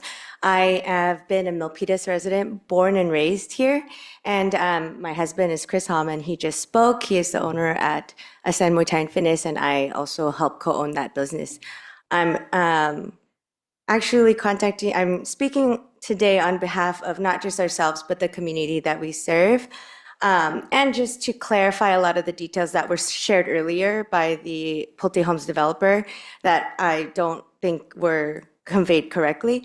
So anyhow, our business is a martial arts gym in which we serve the community, like my husband had said. While there may be other locations within a 5-mile radius, they do not meet the zoning requirements of our establishment, nor are they affordable or comparable in terms of pricing. We have looked, we've made every effort to look. We have talked to the economic development. We've spoken to Madison, and I think his name is Guy, I'm not sure. But they've called, but they haven't been able to find other locations for us. So that's where we're at, and we've been actually looking since 2024. So when early on, when the developer started to talk about building, those are the conversations that we'd had, but no actions have been made to help us on our behalf. So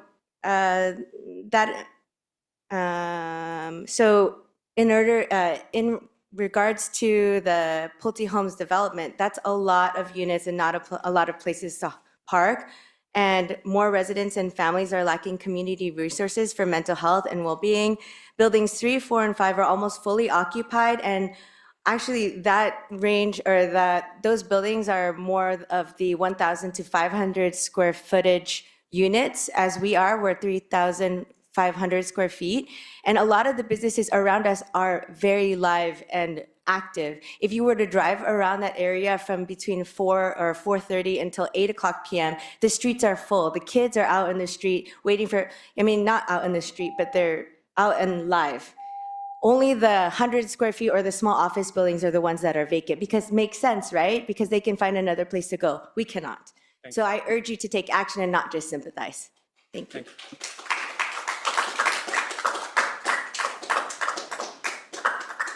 Nikki Diaz.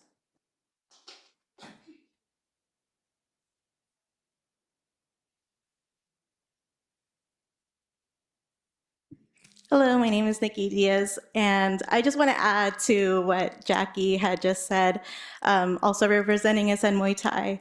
I just want to commend Commissioner Calkins and Kong for, looking at the packet, looking at the residents and the businesses' concern, and keep looking into it, because I think this is zoned for mixed-use zoning, and it's not living up to its full potential.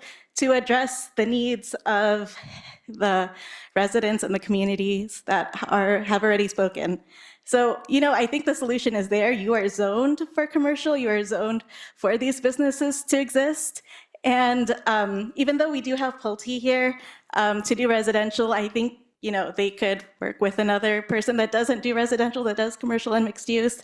But honor your zoning, mixed use zoning, and add commercial and mixed use development. Also, to add to Jackie's thing, we have been looking, and zoning is really hard to do for a gym. So yeah, thank you. And it would also be helpful if those about the relocation efforts, yeah, I don't think we've heard about that. So it would be, and the timeline is really short for groundbreak to be January 2027 for these businesses to relocate. So thank you.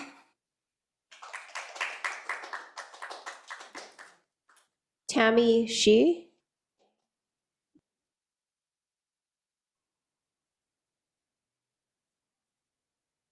Hi guys. Oh, sorry, that was very loud.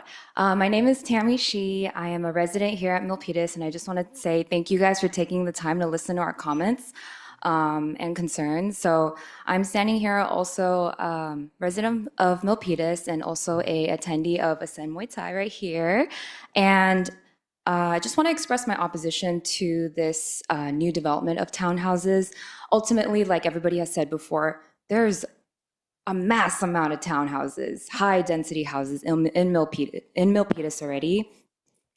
And sure, like we need more housing, but have you really thought about how we'll take care of these residents once they move to Milpitas? Why not take, more of our resources to invest in small businesses that then contribute to the wellness and health of our community? Pulte, they're ultimately a business and they're going to be business minded. Our small businesses in the South Bay Tech Center, these are businesses that contribute to the community, like everybody has said. There's, worship places, there's gyms, after school programs for kids. And like, if you really think about it, like where are they going to go once these homes get built, right? And schools are also already experiencing enrollment pressures. I had a chat with a friend recently. Her niece was on the wait list to get into elementary school. Like that should not be a problem if you're attending the school in your district. So again, I just really want to urge you guys as the Planning Commission, please heed to our concerns. I love the city that we live in. I know Milpitas also wants to take care of their residents, and I don't think the answer is adding more housing. So thank you guys again for the time.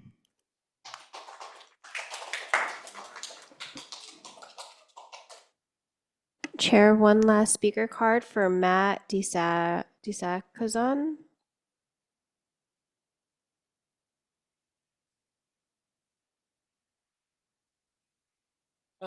Thank you for Planning Commission for letting us speak. So my name is Matt. I'm a business owner at the South Bay Tech Center. I've been there for 14 years. I'm also a resident of Milpitas. I've lived in Milpitas for maybe 5-7 years. So I urge the Planning Commission to think about the business owners. I have been looking for an office to replace my current office, which is about 1,200 square feet. And yes, there are other offices like those Regis and those buildings where you rent an office, you go through a door and then you have to go through another door. And that's kind of like, inconvenient and, still. But as a business owner, I really like our office. We've been there 14 years. It's a great office. It's a great location. Lots of parking. The Milpitas Smart, I believe, is in that location, right? Have you guys talked to those guys and asked them where they're going to go? They have a lot of vans. They need a lot of parking. So ultimately, you're probably going to decide to, build a house in there, right? Because, make money. The city makes money. The builder, Pulte Homes, makes money. But as a business owner, Milpitas has removed a lot of commercial space. You look at Cupertino or some of the other cities, they're not doing that. But you guys, you've done well. So if you can please think carefully, come by, the Planning Commission, come by the offices, come to the South Bay Tech Center, knock on the doors, come on in, and talk to the owners. See what they say, right? So I urge you guys, think about it, all right? So, thank you.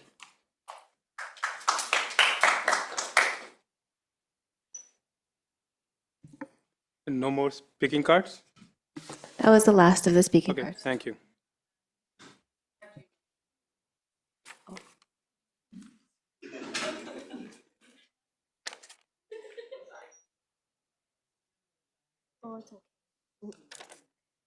And we have Miss Catalina Zapata. Hi. So initially I didn't want to come up, but I could dovetail on the fact that small business is very important for the community. But what I really came here to say was kind of just to give my testimony. Like a lot of the gym members, they're imploring you to visit the plaza, visit our center, visit our gym. I want to speak to our experience at the gym. And this is my son. And him and I have found a second home at Ascend. Ascend, it really truly is building up the community. And our community is here with our children. And it really tugs at my heartstrings because when I initially walked in and, hearing the planners speak so kind of concretely, like this was all done, I kind of thought that we missed our opportunity to speak. So I just want to give kind of like a highlight here to our youth, our future, and these small businesses truly are the foundation for that, for our future, for our children. They give them the backbone, they give them the foundation that they lack and confidence. And I really implore you guys to consider Milpitas, the children that are eventually going to be our future in our city. And please just take a second look and, look inside and consider our youth, please. And that's pretty much it. Thank you.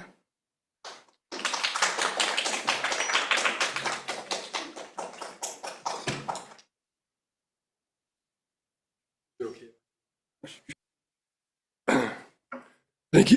Thank you, Mr. Chair. Jim Sullivan again.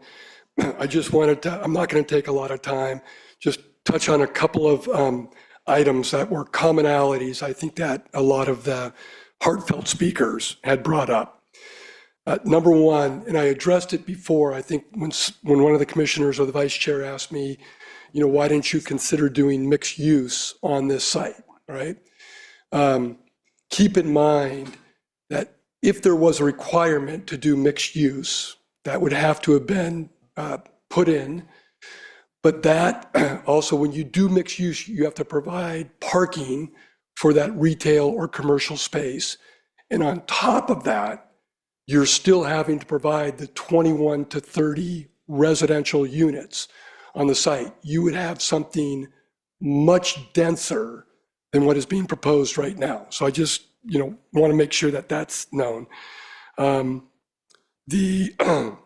Excuse me, Ms. Fong brought up a good point as far as Milpitas continues to do a lot of housing and prices don't seem to be dropping.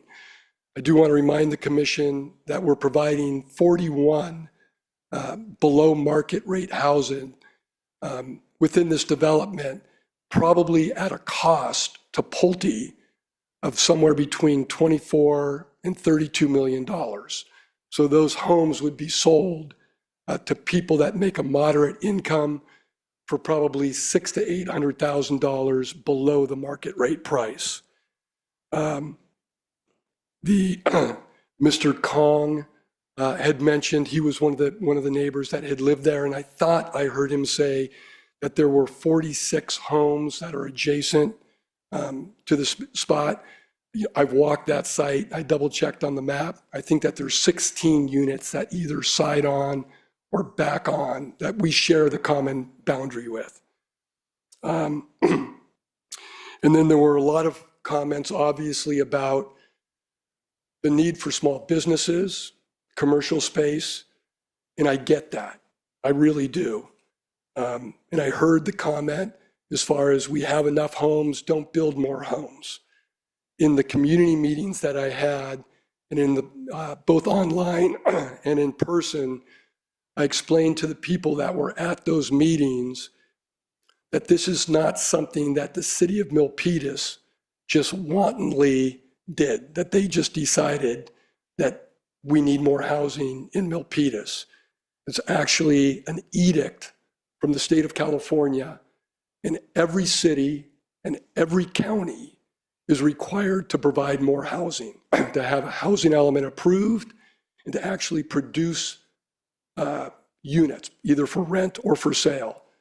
And the communities that don't do that or fail to meet that, the state has gone after, heavily fining them and essentially taking away their ability to govern a planner. And so you might have heard some cities, they have what's called a builder's remedy. And that means that a developer can come in and just build whatever they want. I mean, it still has to meet their codes, but I mean, no respect to density, they could put 5-story product on this site. And so where I live in Campbell, that's close by the way, my father-in-law is a Milpitas resident and my wife lived in Milpitas, but where I live in Campbell, very close by, right on the corner of Winchester and Highway 85, there was approval for a 13-story apartment building surrounded by single-story homes. Probably won't get built because it's not feasible in this market, but it was approved. And so I realized that your hands are tied somewhat, and I just wanted the residents to be aware of that as well. Thank you very much, Mr. Chair. Okay, thank you. I do have a couple of follow-up questions. So you mentioned that in city of Santa Clara, their mixed zoning ordinance seems to be a little different, that they actually insist on 10% commercial? Yeah, so 10% FAR. So in that case, it was a 5.5 acre site. You know, you do the math, and essentially they're saying you would be required at a minimum to have 25,000 square feet of commercial space. But as I also mentioned, and I'm doing another project like that in Campbell, where they have the same 0.1 FAR.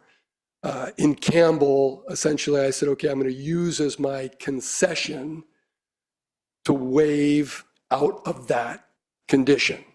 And the city of Campbell recognizes that. The city of Santa Clara, however, said, hey, we're going to make it difficult on you, and we realize that you can sue us and you'll probably win, but that's going to take you a year. How about you, we just want to have something there, so we'll allow you to reduce it by 80%.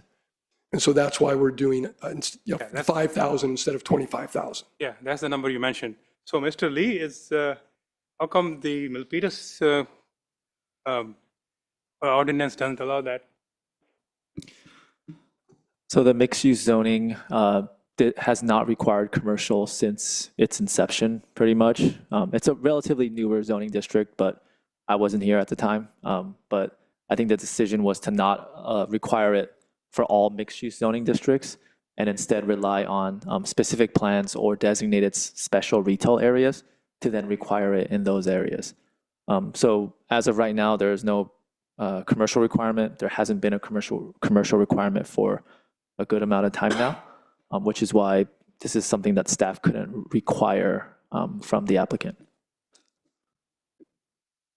So you're saying we don't have that option to ask for that at this point?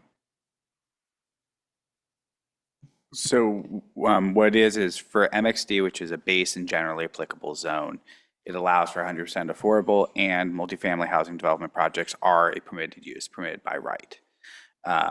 What the city has done through its zoning, though, is identified areas where commercial development would be needed to support those kinds of uses. So that as MXD opens up possibilities that the owner of the property may choose. In other areas, we have had more restrictive requirements requiring commercial development, requiring higher density development, but we've done that on a location-specific one, building upon that base level of zoning. So for this particular site, there's not a requirement to have commercial built on the site. And if I may add, the reason why we do it that way is we want to be site-specific. So that requirement of 0.1% is fairly standard, I would say, for mixed use requirements. But that 0.1 really works only in a small scale pedestrian oriented neighborhood. So this is where you see the podium style with ground floor retail on some of the frontages, and that's how you get to that 0.1. That's not necessarily a viable product or a successful product in areas where the bones, so to speak, the streets and the neighborhood where it's not set up for that kind of retail, slow moving traffic, high pedestrian activity environment. So for example, for a site like here where you have some fairly large and wide roads, having a 0.1 pedestrian oriented ground floor retail requirement would probably not make sense here. Like another option would be to encourage some sort of horizontal mixed use, but that requires a much higher percentage, and that often also discourages redevelopment. So it's trying to find that balance. Just sharing a little bit about what the city thinks through in terms of considering mixed use development. So that 0.1 that kind of mixed use 0.1 FAR really envisions a very specific type of development that isn't necessarily applicable everywhere. It's also especially challenging in our mixed use zoning district because the density is only 21 to 30 dwelling units per acre. You can pretty much only get townhouses in that density range, which you don't often see mixed use developments, especially vertical mixed use in that density range. So even the density itself for this zoning district does not lend itself to requiring commercial at the 0.1. Mr. Chair, if I can add too, because I want to make clear, a long time ago, probably 15 years ago, I was involved in the Piper Montague, right across from the BART station. So there's a large 381 unit project called The Edge. And we did put retail on I think it was 8,000 square feet on the ground floor there, kind of right on the corner of Piper and Montague. So, I mean, it is done, I'm going to say, where we think it can be successful for that particular developer. So it's not that it's never done, but it's generally frowned upon, as Director Lee had pointed out, this kind of density range. Typically, you would see it like on much higher density projects, 60 to 80 units per acre, which that site was. So it's not that we're talking about retail, we're talking about office space, just like South Bay Tech Center right now. You could allocate some of the areas you already have, using some of it is in parks right now. You could have a building there for commercial real estate. Yeah, it's my concern is that any new commercial, basically new commercial being built today, nobody's doing it because it is kind of dying on the vine. I don't know if you've seen a lot of the papers, you see the hotel spaces selling at 50% of their previous value, a lot of vacancies. And if something was built, the cost per square foot, I think as some of the tenants had mentioned, in looking at other relocation spots, are shocked at what, probably the rental that's coming back, or that they're being quoted for a 3,500 square foot space, close to the Great Mall, for instance. It's probably, I would think, at least double per square foot what they're paying at South Bay Tech. Okay, so coming into next question. So these 3-story townhomes, since you're removing all the trees and new trees will take quite a bit of time. On the 3rd floor, you already have, you said no balconies, right? Yes, there's just a porch. Yeah, but the windows, these windows are clear story windows, so they're high up, so they can't see through any direct. Yeah, no, they're standard windows that you would find on new home construction, so they're not high sill. So can they be high sill, clear story windows? I think that we do have some high sill windows, like obviously like in the bathrooms, where there's the need for privacy. Is that correct, Needle? So this is Needle. She's the kind of the director of architecture. Good evening, everyone. Commissioner Gupta, what I was going to say is that the the third floor for those three-story townhomes, they all have their primary bedrooms on that level. And so those windows are actually, they're required for fire escape and emergency rescue processes. So therefore, they cannot be higher sill windows. And also, we have a building compliance requirement for 8% and 4% for natural light and ventilation based on the floor area of that space. So they are essential. We didn't exaggerate the amount of glazing or windows on those levels. They're actually minimal and they're grouped together. The combination of the distance of our 20 feet and then the landscaping should definitely help with the privacy. We do believe that the bedrooms compared to a living room or a gathering room space, it's not an active space. People go up to their bedrooms to sleep. So again, that should hopefully help also mitigate some of the privacy concerns. So on that front, I'd like to actually invite anybody from the public who wants to speak again on that subject and see if you are okay with this response. So, Chair, if reopening the public forum, that is giving people an opportunity to speak, it must be given to all members of the public for any purpose, and everyone must be given the same amount of time.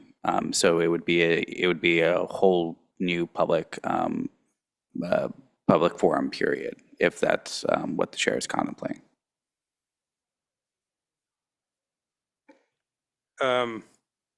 I guess I'm here. We can give 1 minute to everyone. The rule is that it can't be opened for specific speakers and it can't be reopened for specific purposes. You can allow a second comment period, but it would be open to anyone for the 2-minute period on whatever topic they wish. I'm not sure if we actually closed the public hearing, though. We didn't actually close the public hearing. The public hearing hasn't been closed, but the public comment period has passed. Yeah. Oh, okay. I'm sorry. All right. I was trying to for a workaround. Everybody a little later. Right now, I want to then collect all other comments and the additional comments or feedback from the commissioners before we do what I intended to do. Yeah. Sir? Commissioner Galan. Yeah. Sir, I have a question. You mentioned earlier, you said that on the four-story unit and by law, you're required 2 parking spaces, correct? No, actually, it's not by law. We're choosing to provide 2 parking spaces for every single unit. Okay. Okay. Let's say, in 170, let's say maximum tenants in that unit, let's say 4 or 5 people inside that unit, right? For sure, let's go to a minimum of 3. For sure, they have cars, okay? If you do the math, 170 times 3, that's like around 510. Where are you going to put the parking space for them? Where are you going to, do you have any extra parking space across the street or 3-level of parking? But it's going to be crazy. Yeah, no, I've heard this comment a lot, and in the product that we've built in many communities, and 3 or 4 years ago, they said, hey, the only people that can afford these places now, 3 families have to get together, and you're going to have 8 people that are living there, and so that's 8 cars, so you need to be able to have parking for 8 cars per unit. And basically no project that would get built under that scenario. So the state actually stepped in and prohibited, cities from having, it's why they came up with the state minimum, saying that's not going to be the case. So Pulte has done a tremendous amount of projects. And typically the very minimum that they would choose is 2.2 parking spaces per unit. Even though that they could go as low as 1.5, they want to be at 2.2. We were at 2.34 at this site, which they feel is more than capable. And the guest parking spaces will be for the guest. There will be covenants, conditions, and restrictions placed on this. And each unit has to have 2 open spots. They can't fill up their garage with junk. They can get fined. And if they park in any of the guest parking spaces, they'll be fined and or their car will be towed. And I do appreciate the questions and I do appreciate the response because there are realities and cities and people have to deal with the realities. But I also just want to point to what we've written in our staff report, which is there's a maximum number of spaces that the city can require for projects under state density bonus law, and that number is 416. So although the applicant could choose to provide more than 416 parking spaces, the city cannot require them to provide more than that. And we're providing 563. We're providing essentially 50% more parking spaces than what we're required to do so. And that's the developer's choice. Thank you. Any other questions? Yeah, Vice Chair Kong. I wanted to follow up a little bit on the outreach to the businesses that are there.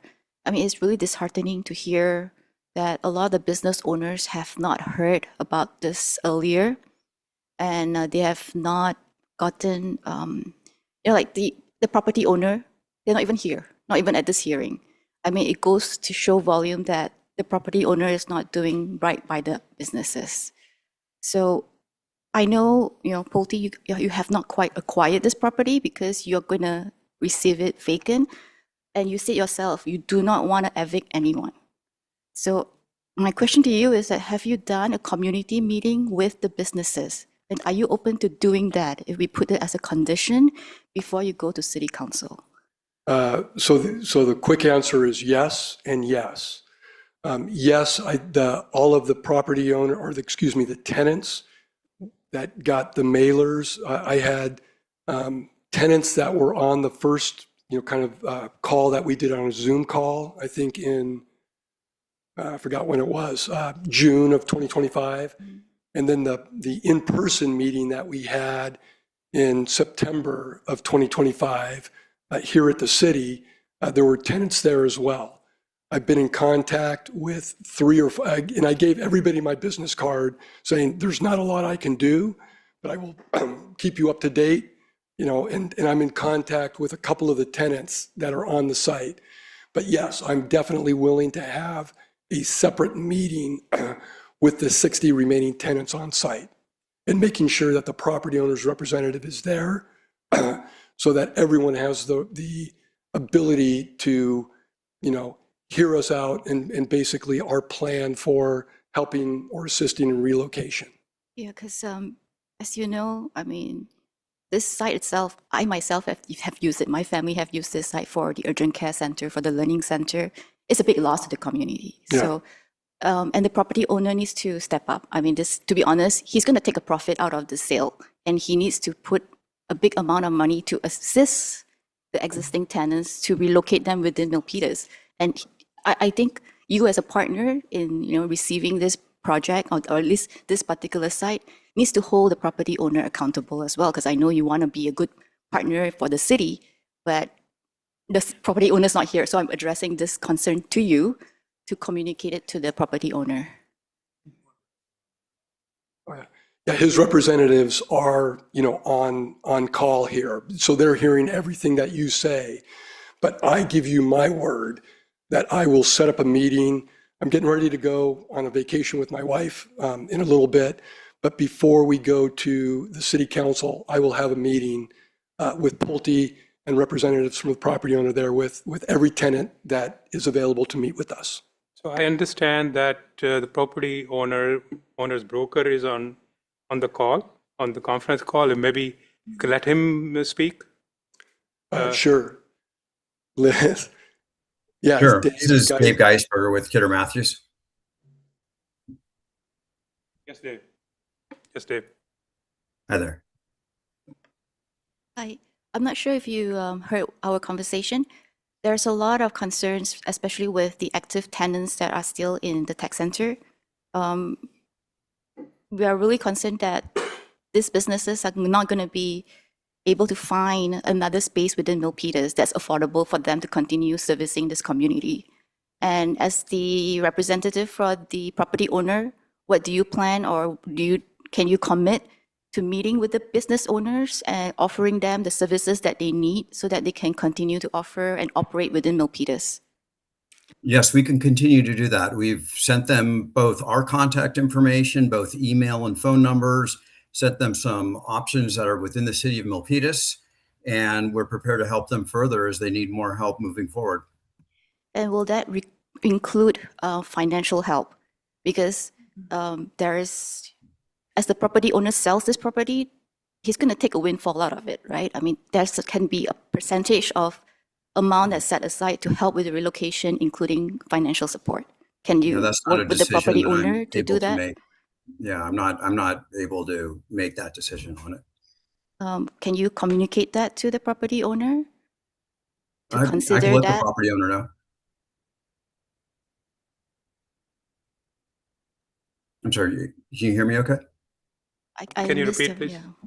Yeah, I'll let the property owner know. Okay. Absolutely. All right. Thank you. I have a question here for Dave. Commissioner Avasti, go ahead. Yeah, I attended one of the meetings in September as a resident, and I wanted to know what everybody was thinking and talking. And this question came up. There were some business owners there. And the question they asked is, what is going to happen to us? And everybody kind of shrugged. They're like, oh, okay. You're kind of like you are on your own. And that is what I see here. These are very important businesses, and we just can't let them go and just have housing all over. And there are kids. The young boy who was here, when he first came on camera, he was like dancing, doing his happy dance, but he was very serious when he came here. So there, No, and I've been in the there are Ascend. some. I've been to Ascend before, and they're great people. Yes, and in that meeting, a lot of people also got confused because our planning department was also sitting there. So they thought that this is a departmental meeting, which it was not. It was just a meeting by the developer. So coming back to all the people, they were there, they raised the same objections, and everybody wanted the businesses. And especially, I talked to one of the business owners over there, just as a resident. They came and talked to me. They were there outside talking after the meeting was over. And they were saying that, you know, the city does so much for homelessness and all those things. We have employees. We just don't know what we are going to do, what is going to happen to them. So, and the landlord is not doing anything. And at that point of time, the person who was there representing the landlord did not have any commitment. So as Dave says that he will convey this to the landlord knew about it a long time back, and there should have been concrete answers and not this, it will be conveyed again. Once you go from here, what reply we give to these people? They are sitting in the taxpayer's building. The building is owned by them. We owe them answers.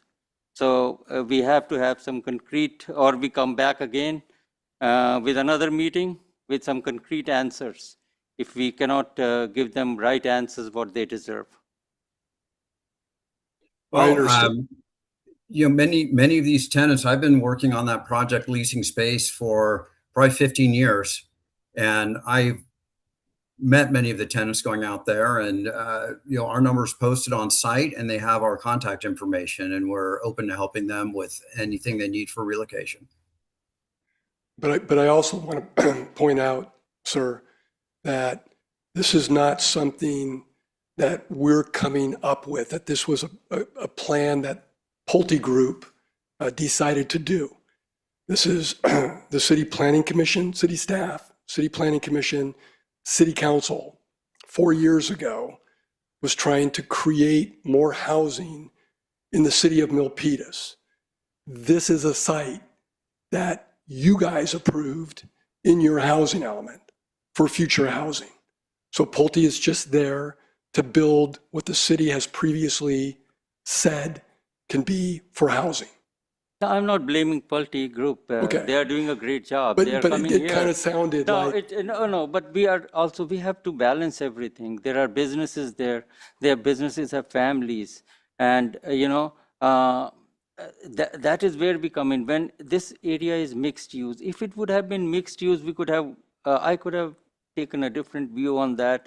And listening to the people being displaced and the property owner not doing anything, And that really hurts. And at the same time, in the last meeting, there was a project, the analog devices project, where they are going to build light manufacturing. Fremont has already, they are way ahead of us in light manufacturing and commercial project. We don't have too many commercial places left.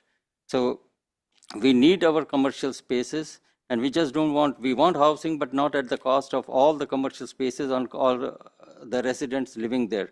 There are a lot of apartments there, and a lot of people go to those places. The urgent care, I have also used that urgent care once, long time back. And can I talk to Mr. Michael Thomas, please?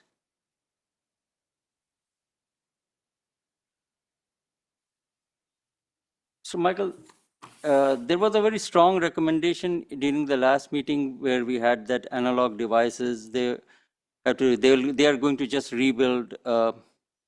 Over there on South Hillview Drive? Yeah, near the Tasman Drive and all. So the economic development team had given a strong recommendation for that project. Mm-hmm. So when the project is being made, and when a project is going away, a commercial space is going away, what is the economic development team? Are you opposing that? Okay. So regarding analog devices, Quantum Computing is building out that space for a new tenant space at 275 South Hillview. So they're in progress. Now with your question, this site is a housing rezone site per the housing element. So this plan complies with the housing element, the zoning code, the state density bonus law. So our role is to, in this instance, is to help retain businesses. So we're trying to help supplement what the landlords brokers doing by helping tenants find new locations in Milpitas. So that is what we're doing. We're not taking an official. The position. This is a land use question that you folks are deciding, and that the planning department brings to you. We're here to do the tenant relocation portion. Who gets affected? Thank you. That will be for now. I'll have my questions later on. Anybody else have any questions or comments or questions? I have a question for planning director. I understand that this is a state law. I mean, SB 330 mandates that, if it's housing and with affordable housing included, we can only deny something unless we can only deny based on a threat to public health and safety. Is that correct? Or maybe Chris? It's the denial must be based on objective standards, and objective standards are defined. I'm going to summarize, but are defined as written identifiable standards, ones that are available both to the applicant as well as to the decision maker. That is, the Housing Accountability Act was designed to level the playing field, to make sure everyone knew the rules that they were playing under and that those rules were objective. So those are the standards that govern the decision. To the component about the housing part of that, those are other laws, right? The state has adopted laws mandating cities to increase housing production, has required them, their housing element, to indicate upzone sites and other kinds of things to create and meet numbers that the state has set. So this site is one of the sites the city was required to identify to be able to meet its RENA allocation for the city. And that's what led to those housing goals. But that was the city looking at what it was mandated from the state, attempting to meet those goals citywide. This was one of the sites to meet those housing allocation goals. And regarding the clause, a threat to public health and safety, I mean, I've also read that clause being stated. So there's an ability to be able to deny for those specific kinds of health and safety risks. It applies a little bit differently. It's not the only basis for denial, which is what I wanted to clarify to you.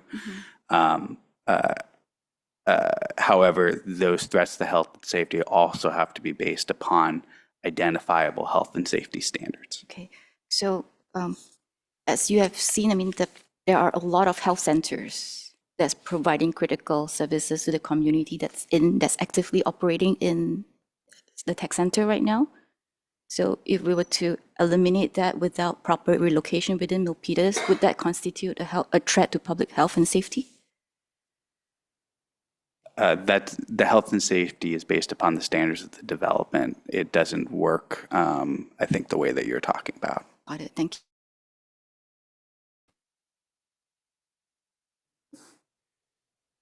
So I think coming back to the privacy question, because everywhere else looks like we have no other options. We are totally constrained by state law and the ordinances by the city, the zoning and everything else. Like you said, it was decided 4 years ago that this is. You know, Mr. Chair, I mentioned the things that we've already done, but I'm not, and Pulte might get mad at me, I will continue working with those 16 adjacent neighbors to put as much landscaping either on my side of the fence or on their side of the fence to help alleviate their privacy concerns. So I don't know if it's 16 or 60 something that I heard. I don't know what the correct number is, but. Well, you heard 46 from 46, Mr. 46. Kong. Yeah, I said 16. Yeah. But I looked on the map, I counted. 16 or 46, so that can be resolved. But I think the privacy issue, as a minimum, that's something you have control over. And otherwise, we are constrained, we are constrained from legal point of view to do anything else as far as not allowing you to just do residential only project. Because we tried multiple ways, looks like we couldn't really go anywhere. But in terms of privacy, first of all, you're removing a lot of trees, which I'm not clear why do you have to remove along the wall, all those trees? Yeah, so the trees that they're not right next to the wall. They're basically, in some cases 20 feet away. First of all, some of the trees are not in good condition, poor condition, that need to be removed anyway. But there are trees, in good condition or great condition that are interfering with a building envelope. So we wouldn't be able to build the units and keep the trees.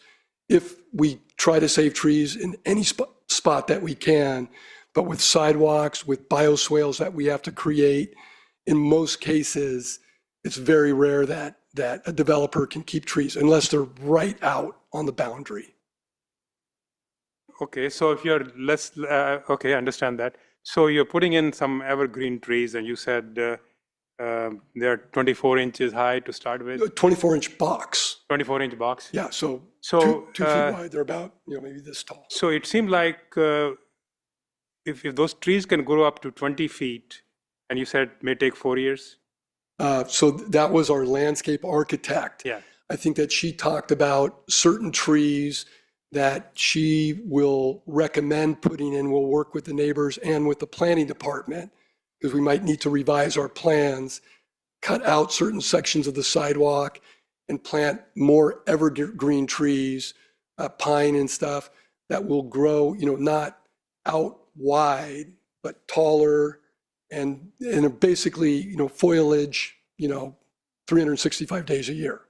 So can you put in, to start with, taller trees so that they can grow to 20 feet high or higher in maybe within 2 years? Yeah, as I mentioned, you can change the box size of the trees, but most arborists realize that if I do a 48-inch box tree, right, which might be twice as high as a 24-inch box tree, in 2 to 3 years, the 24-inch box tree will actually grow faster than the larger tree that you originally plant. Younger trees essentially grow more quickly when being replanted.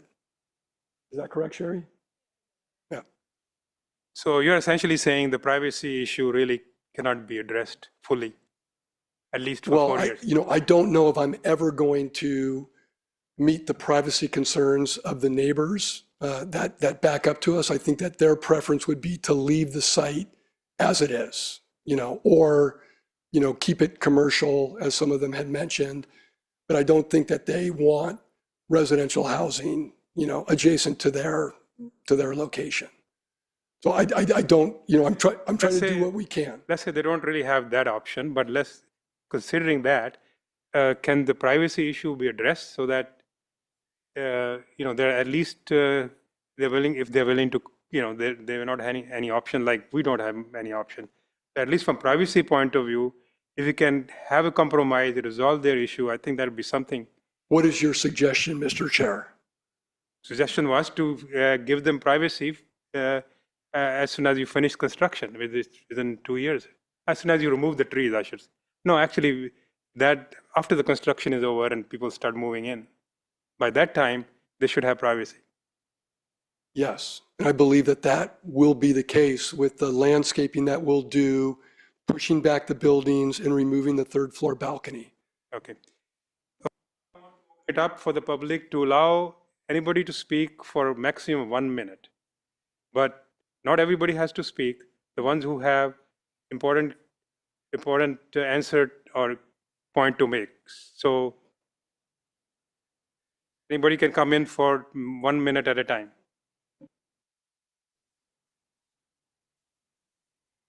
Hi guys again. Thank you again for the opportunity to speak. I just want to address the bedroom note from the architect. I know the assumption is that on the third floor, people usually sleep in their bedrooms. I myself live in a 3-story townhouse, and I will say I don't just sleep in my bedroom. I use that room, all the rooms there, to relax. It's my office. If I just want to stand up from my desk, after work, I'm honestly looking out my window because that's my only source of light in those types of townhomes. So, I have my cup of coffee. I'm just like looking around. So privacy very much is a concern for the people living in the Pines. And then on top of that, I know they keep talking about the trees. And one thing you also have to think about too is when those trees grow, they're gonna grow into the people's backyards. Who's gonna take care of the landscaping then, right? Like there's gonna be bugs, spider webs, etc. And then, okay, my time's up. All right, thank you guys. Thank you. Anybody else? 1 minute. Quickly. Thank you for the opportunity. Actually, I want to argue about the future owner. This project was approved 4 years ago, and 4 years ago there is a COVID situation and the economic booming. Right, it was right to make the decision that we need more houses. But right now, I'm working at the same semiconductor company. I know the AI booming is causing the problem. And he also mentioned, right, the hotel is not making much business, and the commercial, and you see a lot of commercial buildings are empty, right? With that, do we really need more houses? Or we only need houses for affordable houses? We don't need actual houses, which are not affordable. Can we readjust our decision due to right now the situation, right? So the AI booming is actually happening right now. We know there's or way less new generations coming to the Bay Area, buying all these fancy homes. Are they gonna really sell this house to and we need a community, okay, for whoever.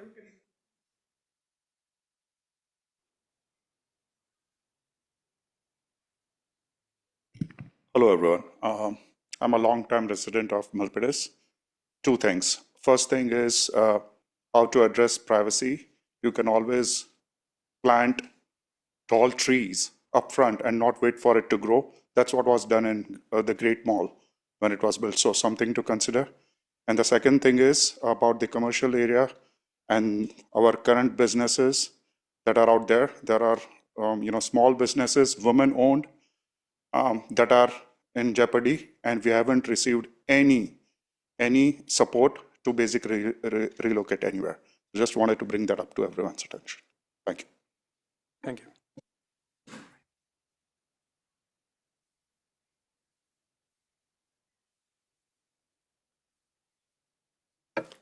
Thank you for the opportunity to speak. We met with the Putin group in Zoom and in person.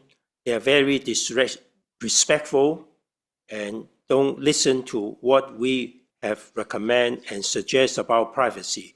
That's the first thing. And I'm very concerned the way that they handle it. They have mentioned they want to build as many houses there to make money. and go, and at the expenses of the Milpitas citizens, the privacy of our quiet neighborhood. That is our very big concern. Thank you. Thank you.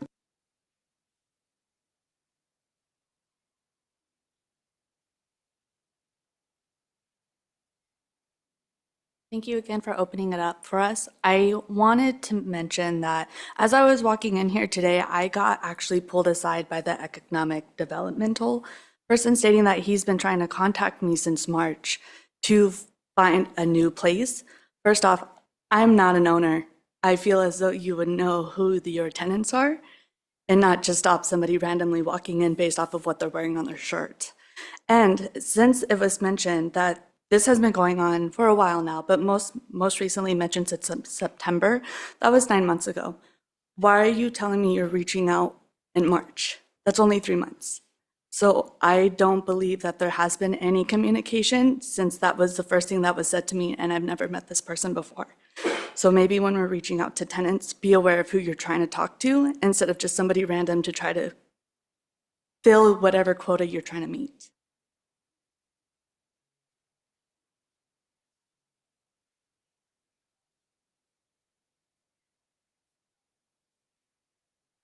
Hi. Regarding the third floor windows, maybe we could have frosted windows. So like windows that are opaque, that, you still have a window, you still open it, but, you can't just look out of it, Also, there was no hearing on the rezoning or adding this land to the housing element. And I think that there was a lack of transparency. If you told us that they were going to rezone it, we would have told you why it shouldn't be rezoned. Also, buildings 3, 4, 5, and 6 at the tech center are almost all full. Like if you go over there, the only things that are really vacant are the office suites. So that whole south side is full. Also, I feel like the EIR in the general plan didn't study the loss of our health services in our community. And I think we really need to study that. Thank you.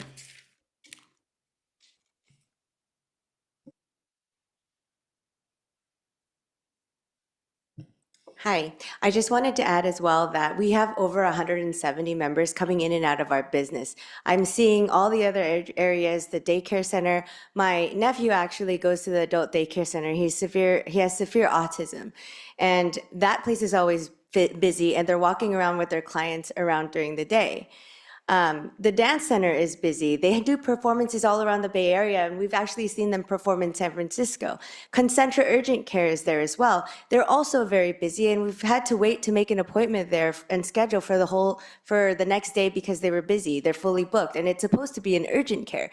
The EMT services are there, and they're really busy with classes that you can't even barely talk to them. There's traffic in the area, and while this is all happening, the property owner has neglected to maintain the property. However, us as tenants have been maintaining the property itself because we have a responsibility to the community. We've been doing our own maintenance and our own renovations our own maintenance on the outside and maintaining it because of that. So that's also something to consider.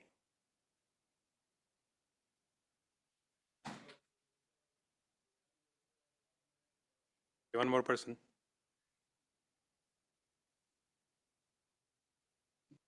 Hi, thanks for another minute. So I really appreciate the commissioners on brainstorming, and to continue that, as you can tell, we do have thriving businesses that are supporting the community. And yes, there are vacancies in other retail areas, and we can show that as an example of how retail spaces don't work, but it's working in a spot. And how does the city work with existing businesses to keep them in Milpitas, and how do they provide those? How do you help these businesses in ways as your position in the city to support these businesses in an impossible timeline with breaking ground by January 2027? Like, these are things that were put again on us. Also, with 11 seconds left, meetings are just telling us information, but it's not problem solving. And I think the commissioners should look at problem solving these and finding solutions. Thank you. Thank you.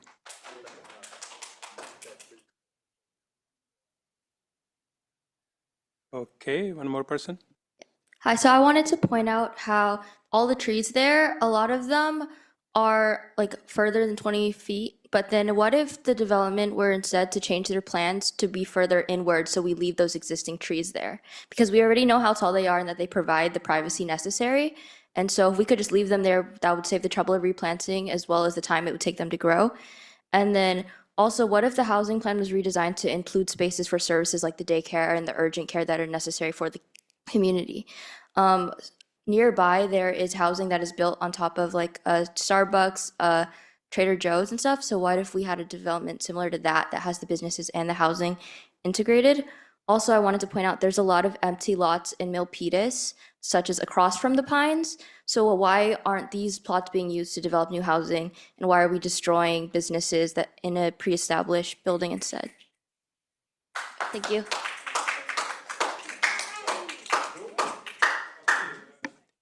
Mr. Sullivan, then come back to you.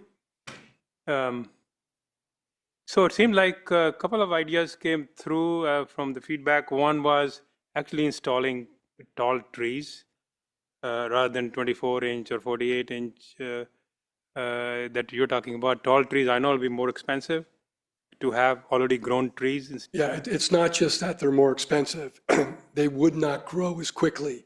But just in talking with one of the senior VPs at Pulte Homes, we would be willing to work with those 16 adjacent neighbors, and if they have room in their backyard and wanted to plant trees of their choosing, we can make a contribution for them to do that, up to 2 trees per household.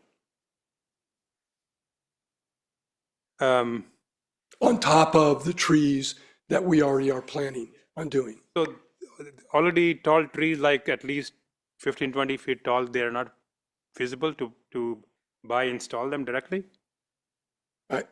I don't know the answer to that. I'm not sure what the cost is. I know what we're required to do per the city. I know that we've pushed the houses back farther than they need to be pushed. So, and on top of that, what I'm saying is I'm willing to work with the neighbors to allow them to plant trees in their backyard at our cost that will help ease their privacy concerns on top of the landscaping that we're doing on our side. I see. Okay. That sounds reasonable to me. I don't know if that was not addressed by any of the people here. Other idea came through as frosted windows. That's something you're open to that? It's something that we would definitely look into. Obviously, as a person realizes, most of the windows are operable, right? So they're frosted when they're in the closed position. But I'm willing to look into that and again, work with planning staff. And as long as it's code compliant, yes, 3rd floor windows, we could do something like that. Yeah. So are there any additional comments? Yes, Commissioner Vasti. Can we get the slide where the study was done on the traffic by one of the contractors or vendors? I'm sorry, was this for me? No. Or just, Hexagon? Yes. So Hexagon was hired by LSA. LSA is the city's consultant that basically is handling the environmental issues. Hexagon did what's called a VMT analysis on the site. And in that VMT analysis, they said because there's slightly more traffic that's going to be leaving the site in the AM, PM peak hour than coming in to the businesses that are there, that a full traffic analysis was justified. And so what you see on the screen, February 23rd, 2026, was Eric Say's traffic analysis that he did for the site. And he is one of the panelists that you can ask him questions directly about this report if it's something that I can't answer. So Eric, how many cars do you think if this the houses are built, how many cars are going to be in and out during the rush hour? So based on the ITE trip generation rates, we calculated from this project, it would generate 33 cars inbound and 98 cars outbound in the AM hour. And for the PM peak hour, we calculated that 91 cars will be coming into the development and 64 cars will be going out from development during the PM hour. But that's just basically generated by the site. But don't forget that there's an existing business park in the development, and we did the counts, and we did the driveway counts from the existing development, the business park. So after taking credit from those existing trips generated by the business park, we come into a conclusion that we during the AM hour, only 9 additional trips will be generated, and during the PM peak hour, that would be negative net 97 cars generated from the development. There is already a backup of traffic. I think there was a letter here, and I have also seen a backup all the way from Montague to Cedar Drive, and it goes even beyond. So with all these more cars being added, how many cars do you think this development will add? 272 houses, not houses, townhouses, and I don't think there'll be 93 cars going in and out at that point of time. And there is one stoplight, one entrance or exit can lead to one stoplight, and the other one is a free turn, so which I have seen. So there is going to be a big, massive backlog of traffic, and at the same time, you want the jack-in-the-box driveway on South Main Street to consider a no U-turn. I see a lot of people doing a U-turn to go to the other side of Able Street and to go for the freeway. So this is not good. This is not very practical, and I don't think the analysis was done very correctly. I think we need another analysis done on this. If I may, Commissioner, Hexagon is a reputable traffic firm that we use for many traffic studies, and many jurisdictions also use. Also, just to maybe explain it in layman's terms, what the analysis is saying is that the morning net traffic, so you have to consider the current traffic, because all the counts, the current levels of service were based off of what's there right now. So if you were to remove that and replace it with something else, you have to calculate the net. So what it's saying is in the AM, there's a very slight increase in the traffic, 9 more vehicles. In the PM, that number is actually going down pretty drastically by 97 trips. So on balance, I mean, I think traffic though is really dependent on time. So just kind of trying to explain that the morning there may be a slight uptick, but in the afternoon there will be a significant downtick in the traffic. And any kind of improvements we ask of an applicant, we need a strong nexus. So we can't ask for things unless there are identified like additional trips or impacts. And then based off of that, we can ask for things. But if the analysis is showing that there's a decrease in the PM, for example, we can't require improvements based off of that. Perhaps the 9 trips in the AM. But just wanted to clarify, like, because I know it's like a very technical subject, but I think that's what the analysis is doing, and this is a firm that our SQL consultants have been vetted through a very competitive RFP process to ensure that we have the best SQL consultants on call. So this is so what they have written here, and so we will have to go by their recommendation only.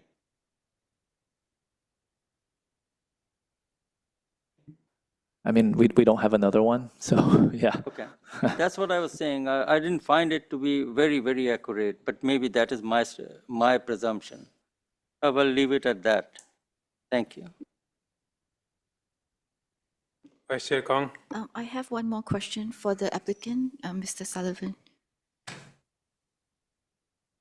Can you help me understand the development timeline of your other project in California Circle, when it ends and how it continues to this project here? Do we have any overlap or perhaps alignment of time that can be done in order to help, again, the relocation of businesses? Because I've heard from the public that 6 months to find a new place is extremely difficult, uphill challenge for them.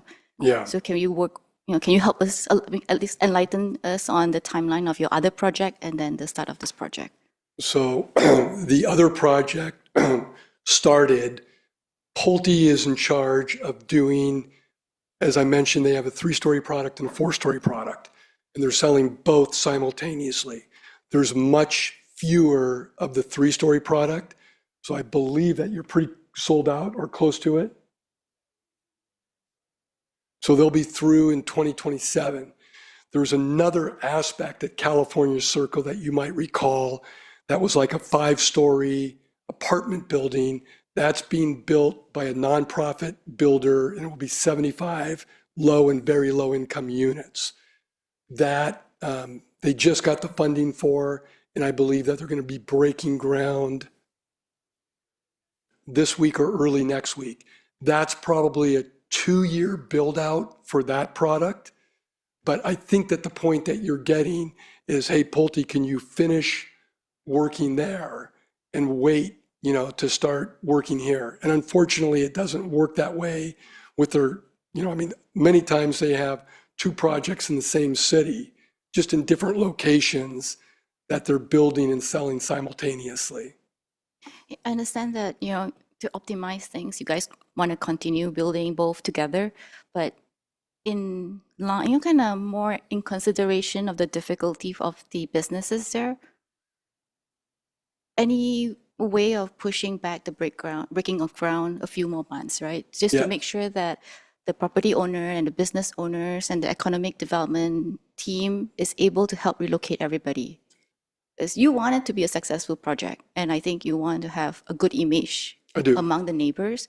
So that's why I'm asking if there's any, kind of accommodations that can be done in terms of timeline.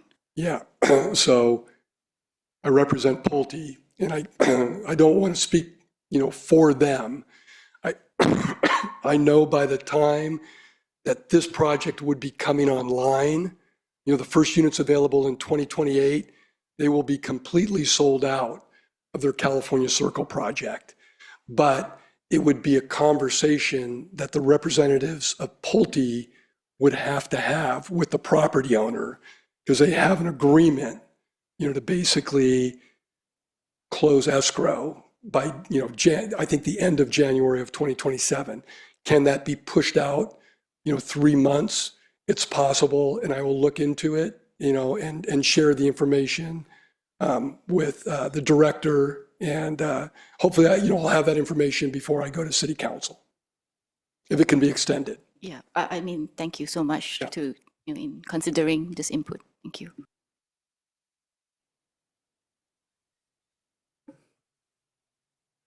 Okay, I think you can see we are in no hurry to go home.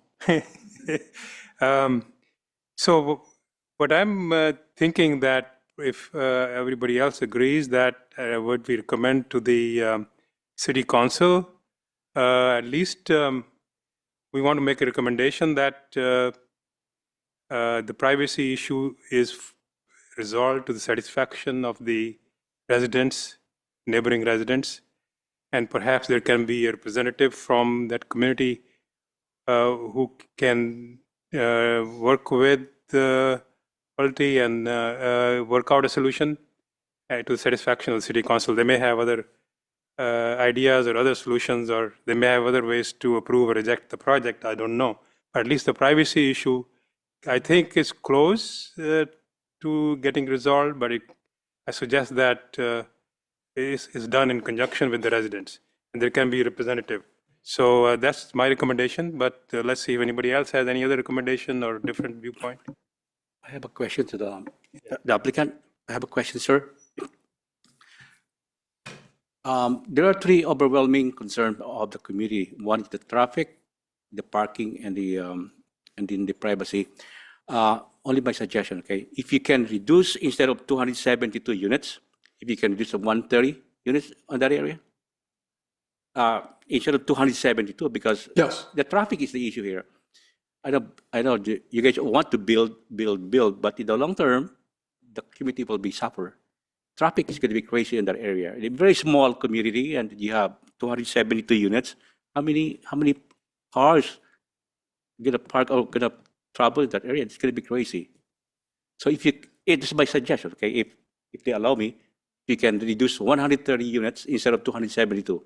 That way you can fix the privacy, the traffic, and any parking space. But, yeah. I think we cannot because by law, I mean, It- based on the housing yeah. element, I think we already It wouldn't meet the general plan and the zoning requirements. So it's required, this site is required to have a minimum of, I think, 234 units on site and a maximum of 336 units on site. And That's what the also the parking, based on the study, the parking, net change in parking requirement is not that, traffic requirement is not that much, right? Compared to what is already there. Yeah, and that's being, I think the two biggest, I understand your concerns, Commissioner.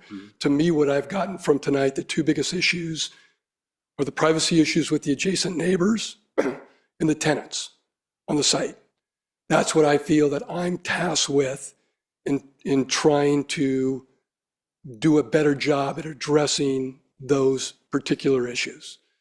Traffic, I think that there's going to be less traffic with this development than the 165,000 square feet of commercial space that currently exists on the site that's 40% vacant. So how do you address that privacy? Do you have a resolution about that privacy issues? I thought we talked about that, what I've done thus far, and then what we're willing to do with, providing trees within the homeowners' backyards and trees of their choosing, and then also looking into the ability of obscure glass on the third floor windows. Thank you, sir. Yeah, that's something I suggested that would they work, recommendation they work with. Yeah, the tenant issue Yeah. is the one that I'm still thinking in my mind, and I need to meet with the property owners' representatives, which I'll do tomorrow, and then set up a meeting with the tenants, which I committed to do. And because you agreed to kind of facilitate that, I wanted to be part of the recommendation that we're going to at least make sure that we acknowledge this meeting that you will help to organize with the business owners, with the property owners, including the consideration of extending by 3 months, including the consideration of financial support for relocation, and have that all done before the city council meeting. That would be my intent, yes. So can we also include that as Okay, let's a add those two condition? recommendations to the city council. One there is about privacy, the other about helping the tenants. There is an important legal limit on that. So SB 330 projects have a maximum of 5 hearings to approval. There's been one community meeting. There's been an initial city council, there's initial plan commission scheduled meeting that was continued to tonight. There's tonight's meeting, and then there's the city council hearing that would happen. So one thing to be aware of is that if the plan commission says you need to have this meeting with the residents, that maxes out the total number of meetings that can possibly be allowed by any body. Yeah, Mr. Sullivan.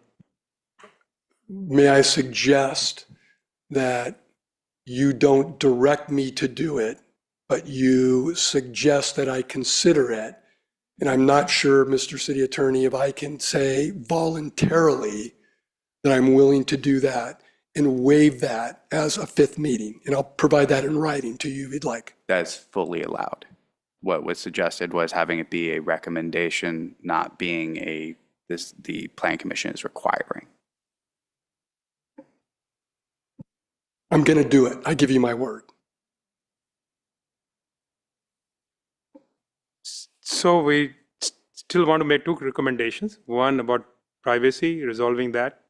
And second one is helping the tenants, but that's not, we're not asking for a meeting, but asking you to Consider it. and get it addressed before the city council meeting. Yes. Okay.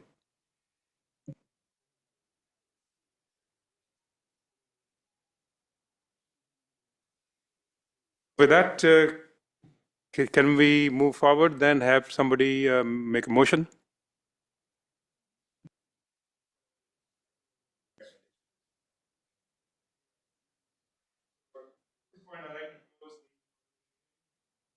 Sorry, at this point, I'd like to close the public hearing and move on to the motion to move forward. Anybody willing to do that? Do we have any comments amongst us first? Oh, sure. Well, Go Yeah, ahead, no, you have. I just wanted to say, I mean, yeah, they can hear too, but I like the project. I feel like we got off track with the project itself because of all the other comments that were going on. Ascend was very well represented tonight, and I love the feedback that we got from everybody. Hopefully, a lot of the residents here kind of understand the limitations we have on what we can and can't do, you know, with the project. And it sounds like Pulte is going to try to work with some of the local neighbors to make things as good as possible. One of the residents too had made a comment about, you know, there's a lot of vacant land in Milpitas. Unfortunately, Milpitas, we don't own any of it. So it's got to be, they're all private transactions. So somebody's willing to sell, somebody else is willing to buy, and development, you know, develop those. So we have requirements on what we have to allow because of state mandates, you know, and that, so we're kind of, you know, our hands are kind of tied. So what we try to do is find the best opposition or, you know, the best priority use for the land that's available. So yeah, I really appreciate all the feedback from everybody that's here tonight. Okay, good comments, good summary of what we're talking about. Anybody else wants to make final word of wisdom before we continue?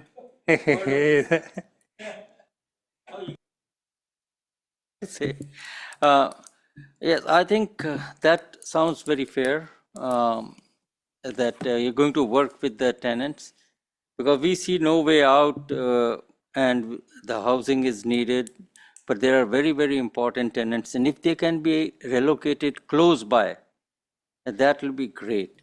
There are some spaces on Great Mall Parkway where they can be relocated. And if, the rent right now they are paying, if they can be helped with the rent or in some way so that they don't lose that much money, and people can always go, they can have their own, their clientele is still there close by. There are some places where I can also suggest, I can have them in mind, but you guys can find out, you guys are good at that. And so that these businesses are helped, and also the residents are helped as far as privacy is concerned. We talked about it. And so that way, I think we can come to a fair deal on that. Okay, we already closed the public, so no, is what we're talking about. Yeah, and then if there's no more viewpoint, then let's move forward. Anybody wants to make a motion, or otherwise I can make a motion, whatever. Calkins, you're good at making motions. All right, I'll make a motion to adopt resolution number 26-014, recommending the city council approve site development permit number SD 25-0003, conditional use permit number UP 25-0001, vesting tentative map number MT 25-0001, density bonus permit number DB 25-0001, and environmental assessment number EA 25-0001, subject to the findings and conditions of approval. We have to add those two recommendations for the city council that we talked about. With the two recommendations added for the city council. And just the clarification of what those two recommendations are, what I understand them to be is a recommendation that the applicant do what they voluntarily said they would do, which was to undertake a voluntary community meeting with the businesses in the center to discuss relocation, those kinds of issues. And then secondly, because of the waivers and concessions that are being requested, which are having a greater height, having fewer trees along the property line, other kinds of impacts that might impact privacy, to explore with city staff alternatives to improve privacy, including to the voluntarily proposed 2 trees per household for the 16 adjacent households, as well as looking into the possibility of frosted windows on the 3rd floor, but not limited to those options. That's exactly what I wanted to say. Thank you for writing that down.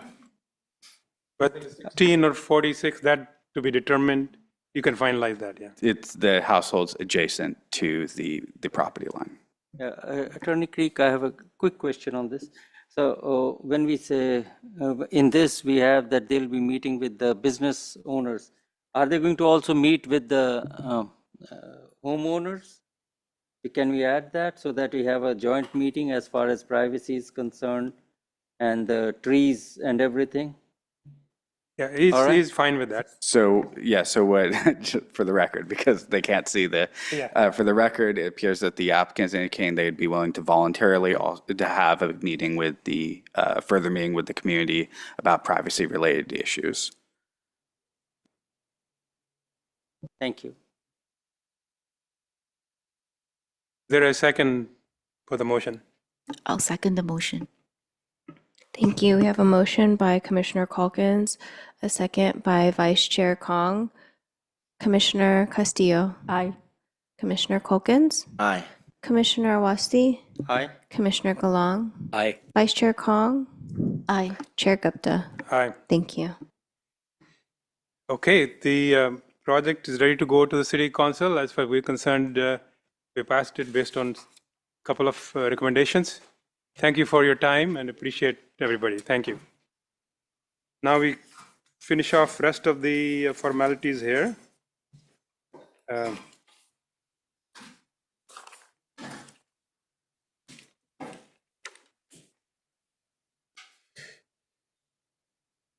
So next item in new business, is there any new business? I do. Oh, there's new business.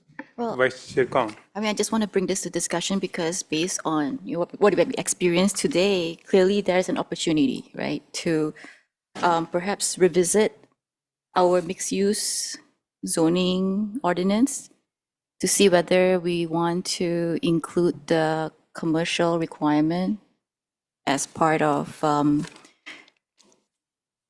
what we have written in our ordinances, just because Director Jay, you did mention that other cities are already doing it and we don't have that requirement. And I am very concerned that we would have this type of things coming back to us whereby we are destroying existing commercial uses and we don't have a way to require that.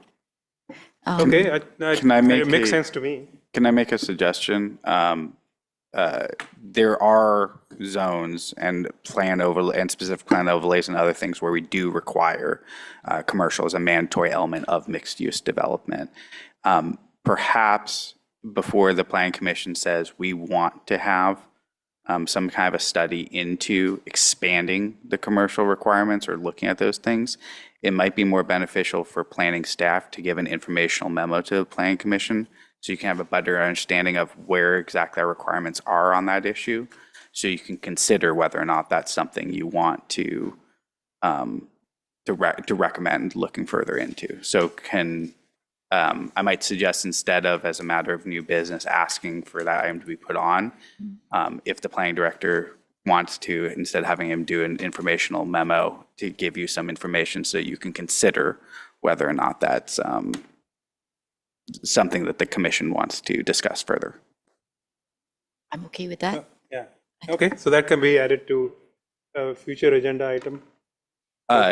Generally, informational memos don't come back on a future agenda item. They would be sent to the commission. So the planning staff would send that to you all. And then if after receiving that memo, a member says, I still want to have a discussion about this, then they could use the new business time to bring that up for their commission and be able to discuss that as potential future commission business. So what we are saying is it should be in line with some of the other cities who are doing it.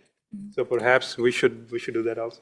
Yeah, and Jay, I'm going to ask, could you also give them information in that memo on what other cities are doing, how we might line up to the best that, would that be possible? Yes, we can do that. And I have another Another. another one. I do feel like we as a commission, we should probably write a formal statement or at least a letter to our state representatives to share our concerns that all these new housing mandates, they may have unintended consequences of displacing existing businesses and jobs, and they haven't quite provide the protection for the small businesses. And I want to maybe see if the rest of my colleagues here on this commission would, perhaps agree to maybe have a letter to. Yeah. So I'm not sure if we can prepare it as our commission members, or we want to have the city staff be part of that letter as well to express that, there should be protections included in many of the state laws so that we're not. That letter will go to whom? State representatives. State representatives, like what? Our assemblyman and our state senator that's representing Milpitas. Oh, okay. So like Senator Aisha Wahab and Assemblyman Alex Lee. That's my personal recommendation. What do you think, Mr. Lee? Is the request to see if staff could be involved in helping with that letter? Is that? I don't know.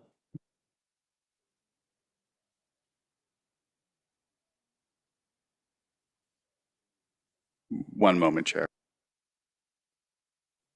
While we wait, I do want to share that for a lot of the bills that come down, our city, not just planning, but this is really spearheaded by the city manager's office. We look at the most impactful laws, and then we work with all our departments to see which ones we want to oppose or support.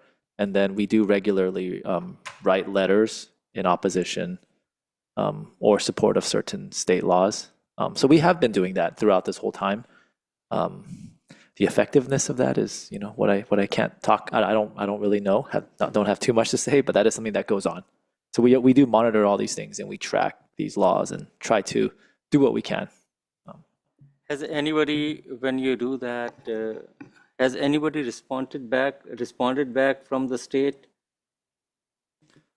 Not that I know of, but I'm not the one who ends up sending the letter. So perhaps some of our city management team might get some responses, but I haven't ever gotten a response myself.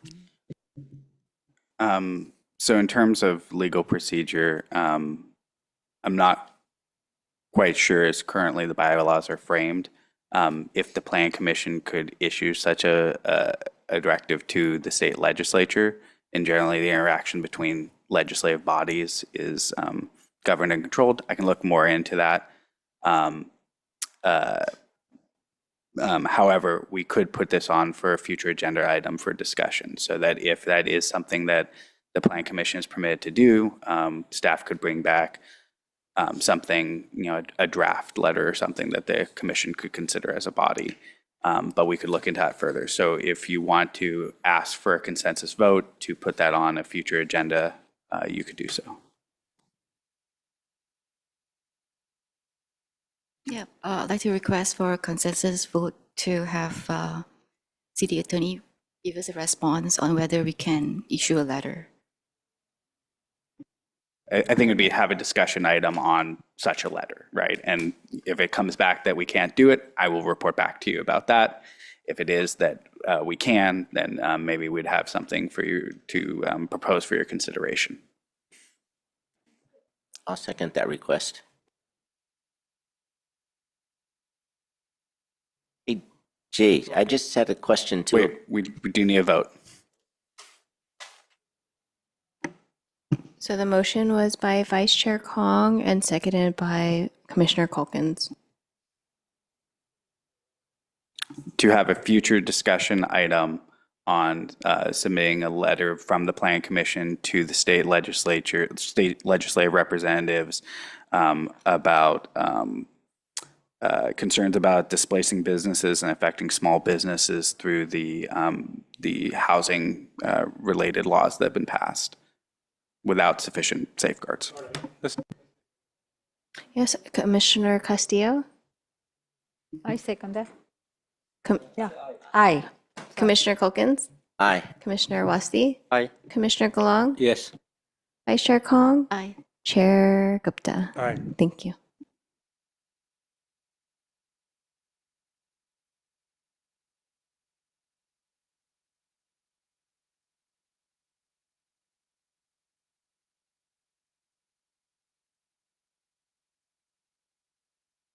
Oh, sorry.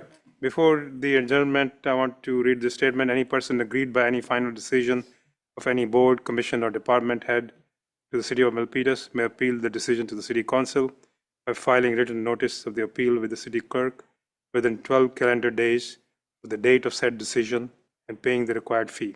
This time limit shall be strictly enforced. With that, this meeting is adjourned. Thank you.